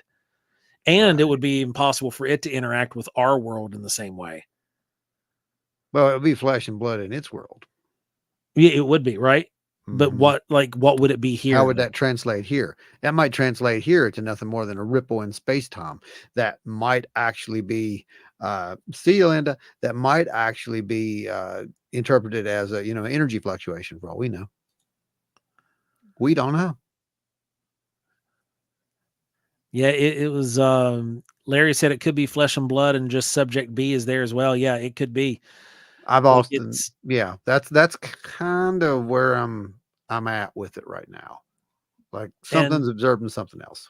Now, then I've had another possible sighting. I call this a possible sighting because we were out doing some scouting and it was with the production team for a TV show. And me, the witness that I worked with the show, and the production staff, we all saw something. And we saw this head and shoulders bolt and run deeper into the woods, and it freaked them out. I only caught a brief glimpse, but they actually like saw it. And so I don't know. I didn't get a good set of eyes on it personally. I just saw something big and black move that could have been a black bear. So I discount that one to a degree just because of the, I didn't get locked eyes on it, but we did catch something in that exact same spot on thermal, walking on two legs, and it crossed a 6 foot wide creek bed in one stride. So that was interesting. Then, I read off the other sighting a while back. Teresa says, my sighting looked flesh and blood, but it didn't move like normal flesh and blood creature. It covered too much ground too quickly. That's a lot. There's a lot of that with Bigfoot reports. There is. The speed, just the sheer speed. And that might be a thing. Like, it could also be a weird paranormal thing. But, when you're watching certain animals run in nature, they'll cover a large breadth of land very, very quickly. Nancy, good night. Thanks for hanging out with us. Night, Nancy. Yeah, it's just a really, really weird thing, because you get so much with these different sighting reports. The gliding movement, extreme speed, it's pretty crazy. Tommy says the other account that Amanda had was on the deck at 11:30 p.m. She heard taps playing sound of a string instrument like a piano coming from the woods across the creek. She was free. That's weird. That is weird.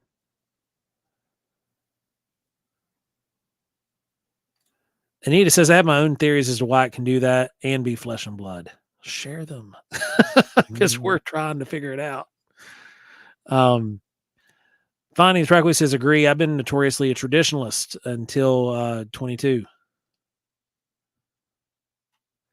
But yeah, it's weird, man, because you see so many of these other reports that have these balls of light, or they have UFO sightings, or they've got cloaking. You hear all these reports come in, and I used to just throw them out because I'm like, that's somebody's like watched too many sci-fi movies and got scared and they're exaggerating their sighting. But then you have these kind of experiences as a researcher. You can't just throw that stuff out anymore. Well, like the you amount can of be as skeptical as you want, and you can still remain skeptical. Like I personally, I remain skeptical on a lot of stuff until the data points me the direction that it needs to point. You can do that. You really can. The problem comes when people become so convinced that they know the answer. Yeah. That they become biased. And at that point, it's either one way or the other. Like, you're either biased negatively or biased positively. Neither way, it's not good. At least Wookiees used single portals, allegedly, and not 3 portals at once, like some of you primates apparently do.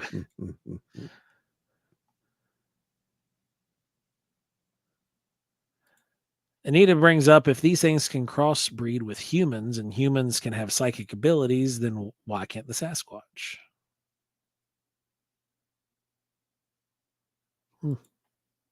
I mean, I don't know. I personally bend into the thought that the flesh and blood versions of these things are more human than not.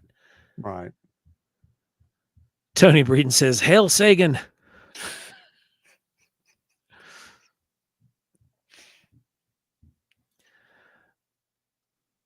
Anita says, psychic abilities, as far as I can ascertain, are throwback abilities to a time when we needed them to survive. So why wouldn't a Squatch? She still needs them all the time. It's true. Yes. There's a great deal of evidence that suggests that is what our latent psychic abilities are. They're holdbacks for fight versus, flight. And that's kind of what we're talking about. Like, sometimes these emotions trigger these things. So, Fishbelly says, my Bigfoot was amazingly fast. It was dark and it if it wasn't for the water splashing, I'd said it was flying. Wow. That is fast. Pat says Sagan demands a sacrifice.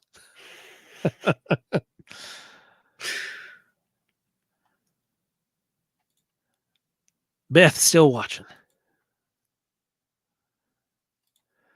Finding the Trackway says, I've been fixated on what I saw in my truck mirror as I walked by it moments before, seeing the figures and the light. See, that's you get into this stuff and you start really researching it, and like what really forced me into the more high strangeness stuff even more so was that kind of what happened. I started looking into it because at first I was just content being the Bigfoot guy in Wild and Weird, and being the guy that did the Bigfoot reports for the High Strangeness Collective. And we had like a group of multidisciplinary researchers that could handle the rest, and I would tag along. Boy, how things change. It now it's just you're in the thick of it. You start getting into it, man, and you're right in the thick of it because so much stuff starts to happen, and then you can't just explain every bit of it away.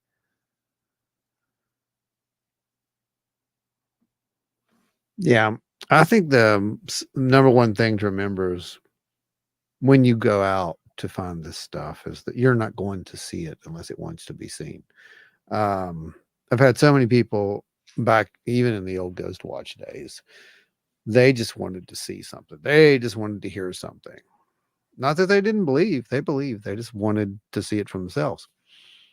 Well, the reason they didn't see it, in my opinion, was because they already believed.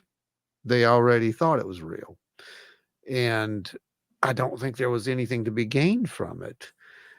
If we're dealing with some kind of intelligence, there's only one reason it would want to be seen. It's not by accident. If it's that intelligent, let's think about that. If I can hide from you, I'm going to. I can hide from you 365 days of the year. You don't know I'm there. You don't see me. You don't sense me. You don't anything. You think it's going to be an accident that you just happen to catch me crossing a road? No.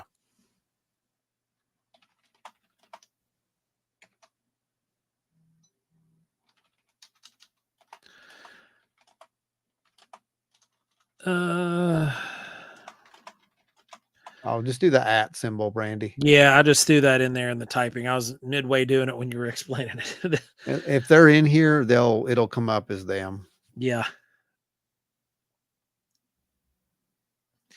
Pat says, I like how most of the flesh and blood only Bigfoot researchers will tell you in private that weird stuff happens when Bigfoot is around and just ignore it. Yeah. Yeah.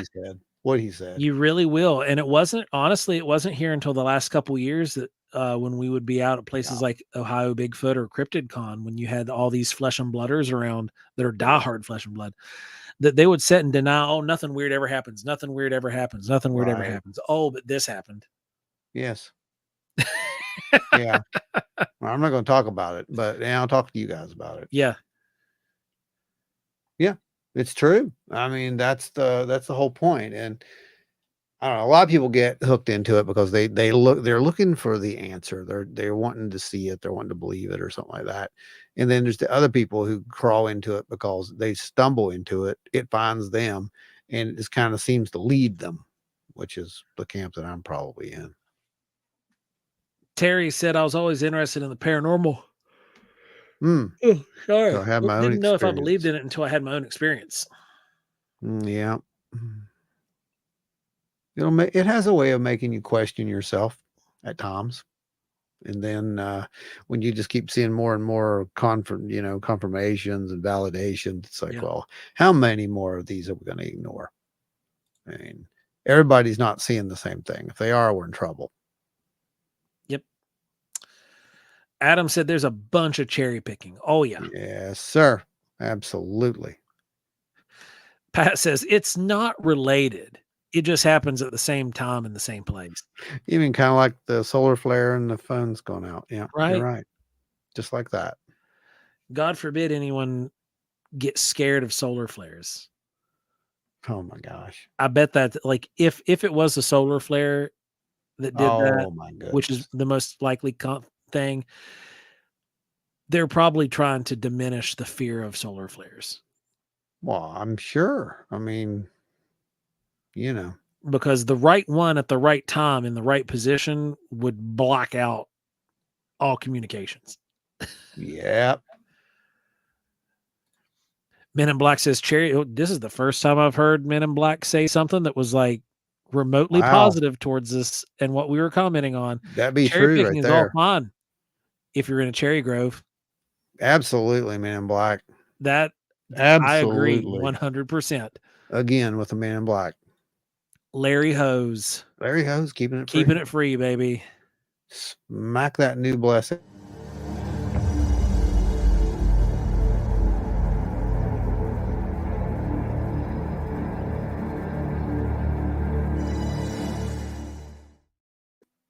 That's going to actually be part of a limited edition print that you'll be able to get in your goodie bag if you're going to be at the workshop. By the way, the workshop.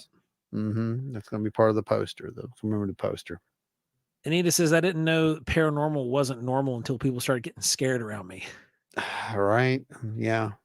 Finding the trackway. We've also been stuck on Pukwudgie encounters. Well, we're going to be having an episode about little people, and Pukwudgies will probably come up during that. But we got a guest lined up for that one as well. It'll be pretty interesting. I think you guys will have a good time with that show.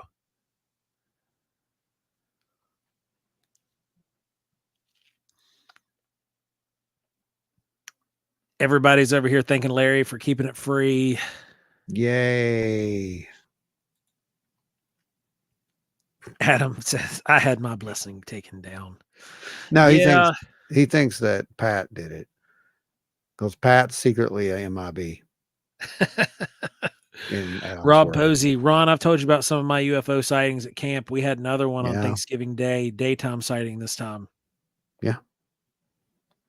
They happen. That's all I can say about UFO sightings. I mean, that's what put me down this whole path. So, you know, you have a sighting. The next thing you know, you have a podcast. It's weird. Larry says we can all sleep better now. No nightmare, Adam. Give it time. There's a new one. It's just got to take some time to make. Men in Black says he's not us. Pat's application was declined. That's exactly what they're supposed to say. Oh, Pat said you have my blessing. Go ahead and we can turn Pat into a blessing now. Oh my. Uh-oh. That's probably not what he meant, but that's how I'm going to interpret That's how I'm going to interpret that. Uh-oh.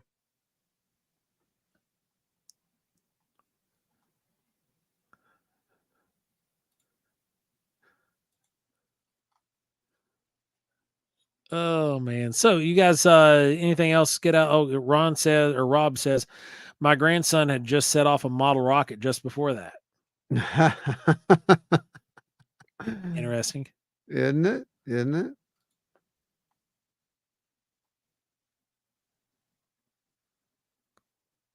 Night, Danny. Have a good one, buddy.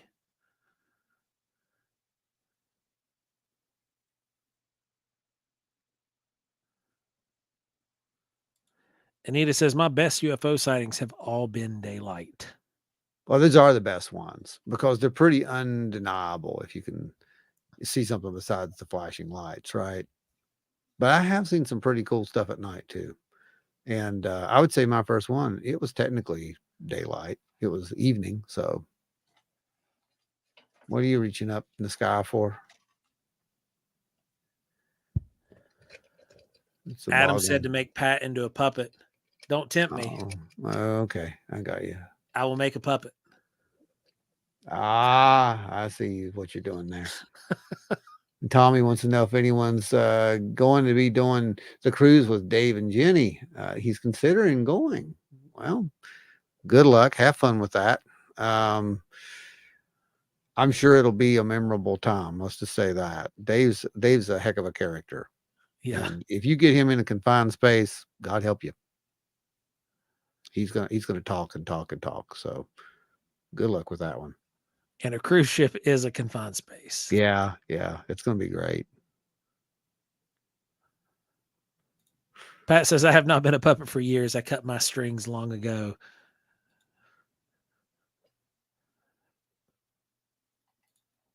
Rob Posey says it was a metallic saucer shaped, reached into my pocket to get my phone, and it just disappeared into thin air. Yeah. That's kind of like that bright white light that did out there July of 22.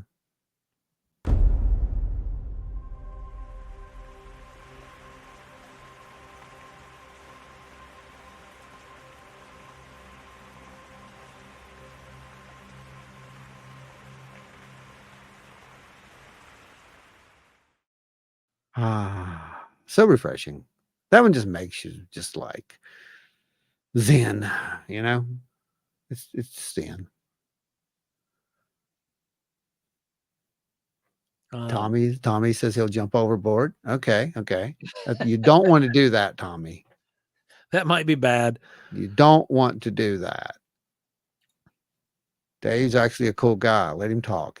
He's good.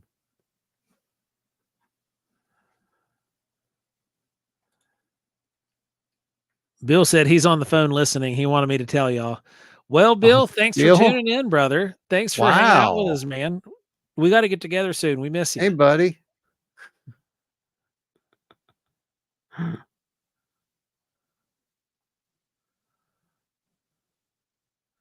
So we've got some really interesting stuff coming up here soon because Showtime is starting up for us. We're making fewer appearances this year at events because of reasons. But you will be able to catch us here soon in about a month and a half at Ohio Bigfoot. It's going to be a blast. We're all getting ready for that, making stuff, getting things ready for the table for that show. That show's always fun. If you've never been to the Ohio Bigfoot conference, you need to go. It's a good time. Great people there. A lot of great people there. Just folks that are really interested in Bigfoot and other strange anomalous stuff that come to hang out. Yeah, it's okay to talk about the other weird stuff now, apparently. Yeah, it's okay to talk about all that now. So, and who really kind of pushed that door open really hard for a lot of these people was Renee. Renee from Finding Bigfoot. That was one of her talks a couple years back, and it was great. Mm-hmm. And having somebody that is that well received in the community to come out and talk about some of that stuff publicly was a good head turner. And then because you already had us producing a ton of content. And then we could tell that a lot of people got turned on to it because a lot of people started showing up and watching our stuff. And it was a really good time. Yeah, it's a fun show. Come on out, hang out for a little bit, pick up something. Everybody needs an elongated skull to add to the collection. Quite a few of them. Yeah.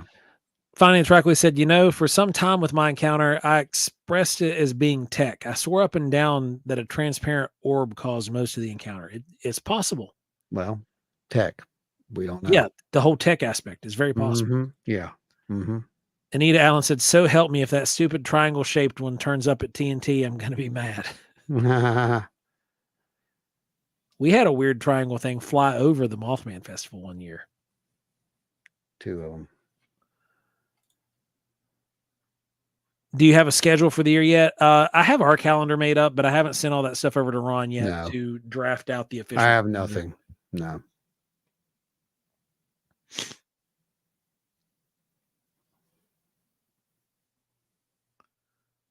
But no, it's just going to be a really hectic year, and it's going to be fun.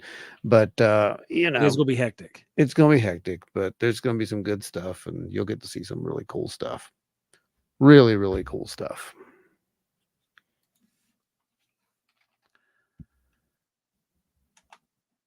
Let's see where we're at over here. What's our chat volume looking like? I'm going to go take a look at it. I'll let you know. Chitty chat. Looks like content live.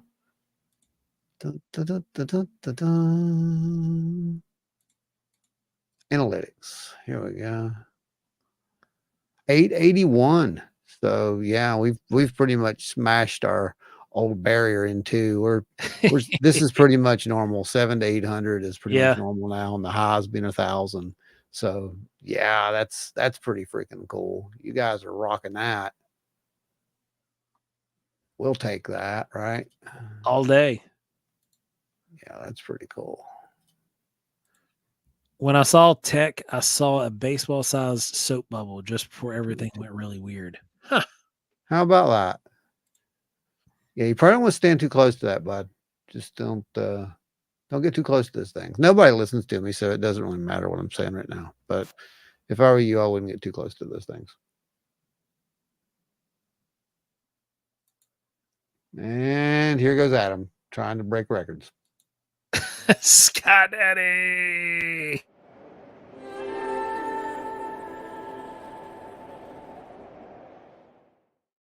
What? Sky Daddy. I don't know what. Oh, anyway. You guys have lost it. You guys are nuts. Absolutely lost it. Brandy says, my cool stuff is at night, like those orb things and similar things going towards the moon.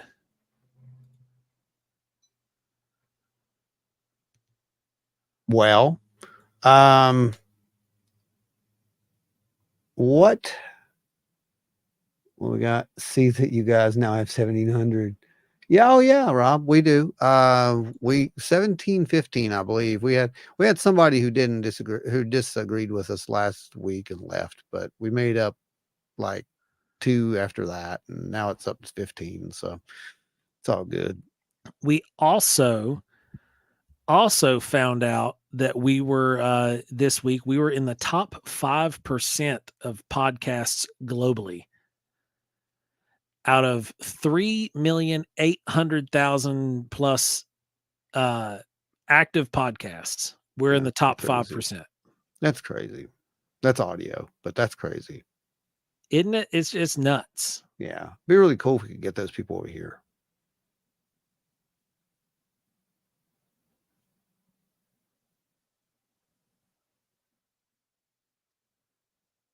So yeah, guys, it's been a really, really wild year from last February to this February.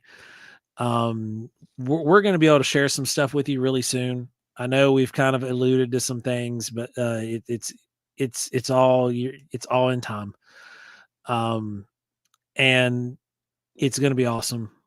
It's going to be awesome. We can't wait to go along this ride and take you guys with us. It's going to be cool because you can say that you remember when we had 1,700 people. That'll be great. So, yeah, it's going to be fun. Fun times. It's a good time, man. It's a good time. And I think that there's a lot of people who are going to be really, really, really, really stoked. Oh yeah. Yeah. Here. And then we've got the workshop coming up, man. Like there's so much coming up. There really is. And you just don't want to look like yeah, Ashley's right. The thing is you have to walk a fine line because you don't want to look like all of a sudden you're not doing anything. Because this time last year we were doing a lot. Oh yeah, like this. We normally keep a show schedule of about 12 to 15 shows a year. Plus, we host events on top of that. More than that, and it was ridiculous. Like that show schedule was insane last year. Yeah, and it's like, wow, you're not doing that much this year. Something's wrong. I'm like, no, nothing's wrong. Yeah, because I've had a lot of people message me about that too. No, nothing's wrong. It's okay. It's all good. Trust me. It's going to be fine. Yeah. You'll like this. It's a good thing. And it's going to be fun. That's all I can say about that. It's going to be fun. But let's focus on getting to the let's get to the workshop. Let's have some fun there. I'm working on some new experiments for us to pull off there at the workshop. I'm going to try those out. It's going to be really cool. It's going to be fun. It's going to be fun. I'm throwing ideas at him too for some of these experiment stuff that he hadn't thought about yet. And we're going to run those out. And It's gonna be interesting, guys. Ron's got some really, really, really interesting things that he's told me about. He's wanting to do at the workshop. You guys are gonna love. Yeah, I just have to find a flamethrower. No, I don't. I'm just making that up, guys. Totally making that up. A few things we have to build. There are a few We things. can add a flamethrower to the list. There are some things we have to build, but that's not one of them. We're good.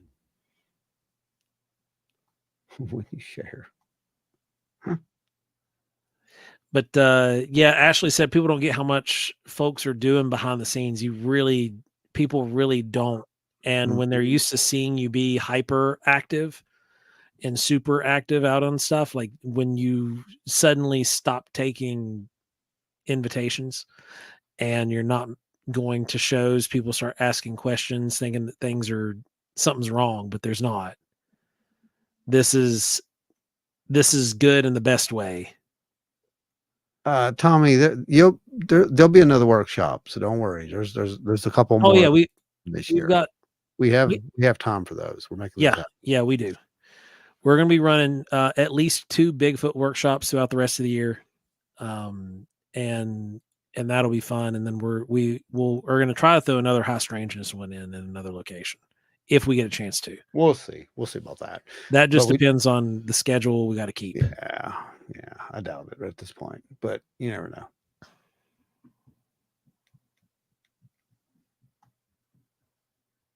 But we can say this: you can bet there'll be another high strangeness at the TNT area in the future. Anybody else want to chime in on what we allegedly hate?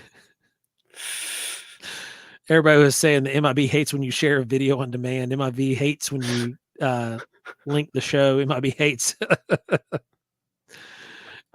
hates triple seated outhouses.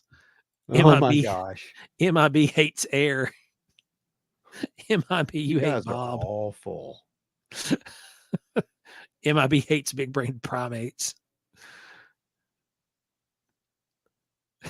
Oh my gosh.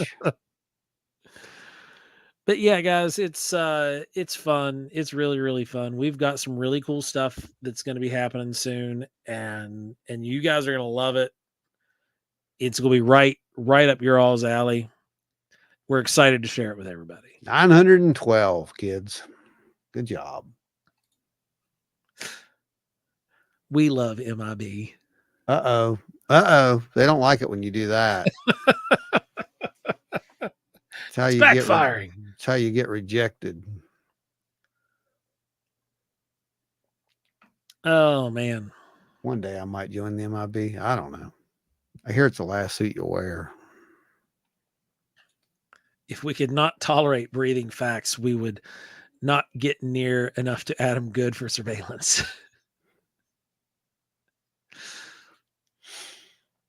So true.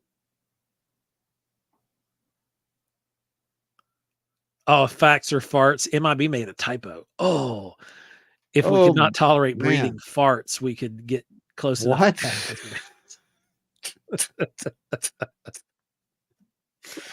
Oh my God. Brandy says, I went to one of their public get-togethers once and they seemed to be a bit snooty. Who's that? Who? Surely you're not talking about us. Maybe you went to, was it the MIB's local get-togethers and they were snooty? Must be. Could be the alternate universe version of us. Could have been alternate universe. Could have been the mirror universe, like in Star Trek. Did I have this goatee looking? Oh, Brandy's way behind. She just said congrats from the 5,000. It's hard to tell where 5%. she's at in time. So it's hard to tell where she's at in time there.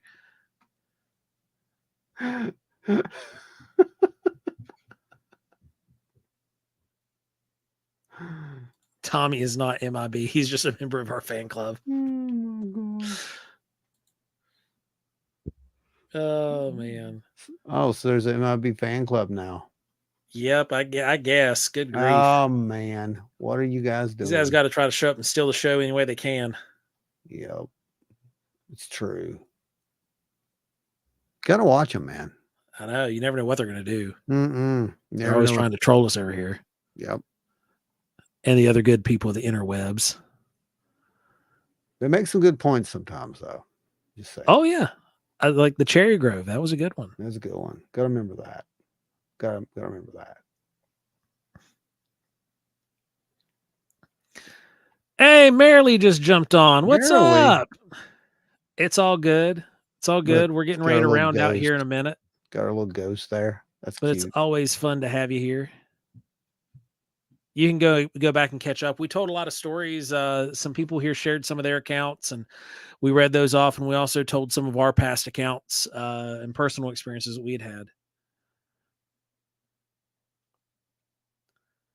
Yeah, it's been a good time. Teresa says, I'm a member of the Hodag fan club. Maybe I'll join the MIB fan club too. There you go. There you go. That's awesome. I'm a fan of fan clubs. There's you a new shirt you need to make, Ashley. That's right. That's right. You can have that one. You can sell that. Yeah, go over and listen to Ashley. She has a new thing too that she's doing, by the way, because she's kind of figuring out, that she doesn't want a life either. So she's going to like devote every last minute of hers to making new content on multiple venues now, apparently. It's just a sickness that we all do. Multiple projects. Never ending projects. It's ridiculous. Teresa's already been pre-approved to the Men in Black. Uh-oh. No. Adam is permanently banned. I could see that. Terry says, calling it a night. Everyone have a good one. Thank you, my friend. Thank A you. life? What's that? Do people have those? I don't know. I heard that they did. She said, yeah, I got an email saying I was accepted as one of many co-hosts. It was never heard anything back. Yep. New show, Beasts and Beyond. That's it. On Wednesdays, we talk weird feed. Check it out. Yeah. Beasts and Beyond. Teresa says, next time you see me, I'll be in all black. Oh, wait. I don't think I've ever not seen you in all black. Maybe some purple thrown in here and there.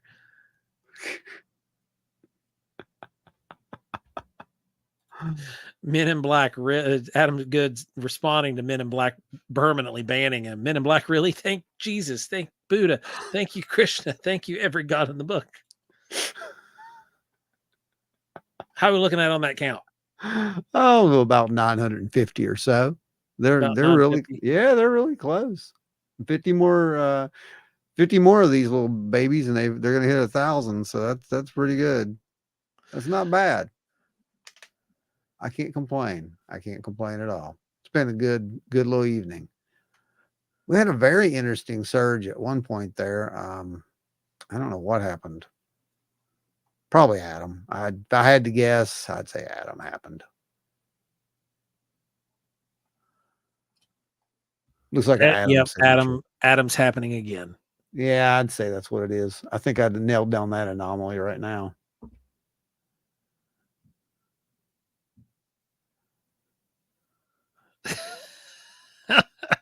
Adam's cult consists of his dog. Oh my God. This is ridiculous. Oh man. I don't hate ghost Brandy says, I don't hate ghost possums. There you go. You guys are awesome. Thank you guys for hanging out with us tonight. It's been a heck of a show. We'll go ahead and start our wind down. You guys keep going on over there in the background. Keep that chat rolling.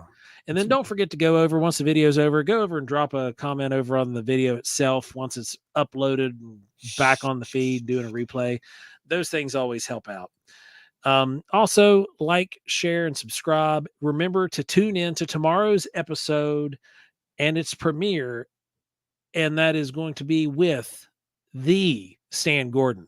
The man, the myth, the legend is on the show, covering various sightings, UFOs, orbs, cryptid sightings continue. He said that it was the biggest year yet last year. You don't want to miss out on what all he has to say. It was a fantastic show. Yeah, he pretty much confirmed what we were kind of going over there last year. It just kept escalating and escalating, and it's going to be something. It's good. It's a good show. Great show. Good night, Julie. And yeah, it's Might going to be have a to great move show. date night to Saturday. Oh, yep. Oh, It's yeah, it was a great show. We had fun interviewing him. It's we always have fun with Stan though. He is one of the guys that we go to for peer review on all of our stuff. yeah. And it's he's a great source to have and a great person to have on your side, you know. Oh, for sure, for sure. And it's always good to get some, some advice from veterans, is the way I see it. And always listen to your elders. That's how I was taught. 1005. You guys did it. Congratulations, kids.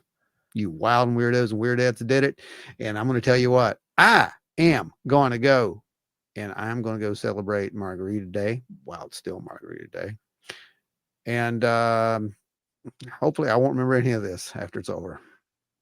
Especially that Not been part. that bad of a show. No, that part about the pet shop stuff. I'm just going to, Oh, the pet shops. yeah, I'm just going to get that out of my head as far away from me as I can. No, I loved all these people. They're wonderful. It was you are the one who triggered me, and I couldn't.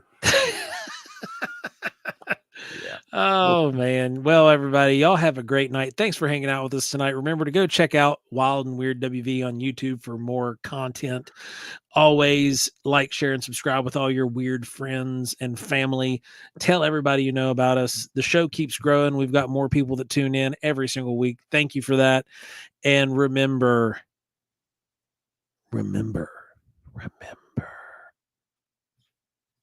do not chase the orbs. Or do. Like, I don't care. Ron might get upset and scold you, but I don't. I don't care. I don't care anymore. Y'all go chase the orbs, get exposed to radiation. Yeah, just it's on you. Go have some margaritas while the night's still young, guys. Stay wild and weird.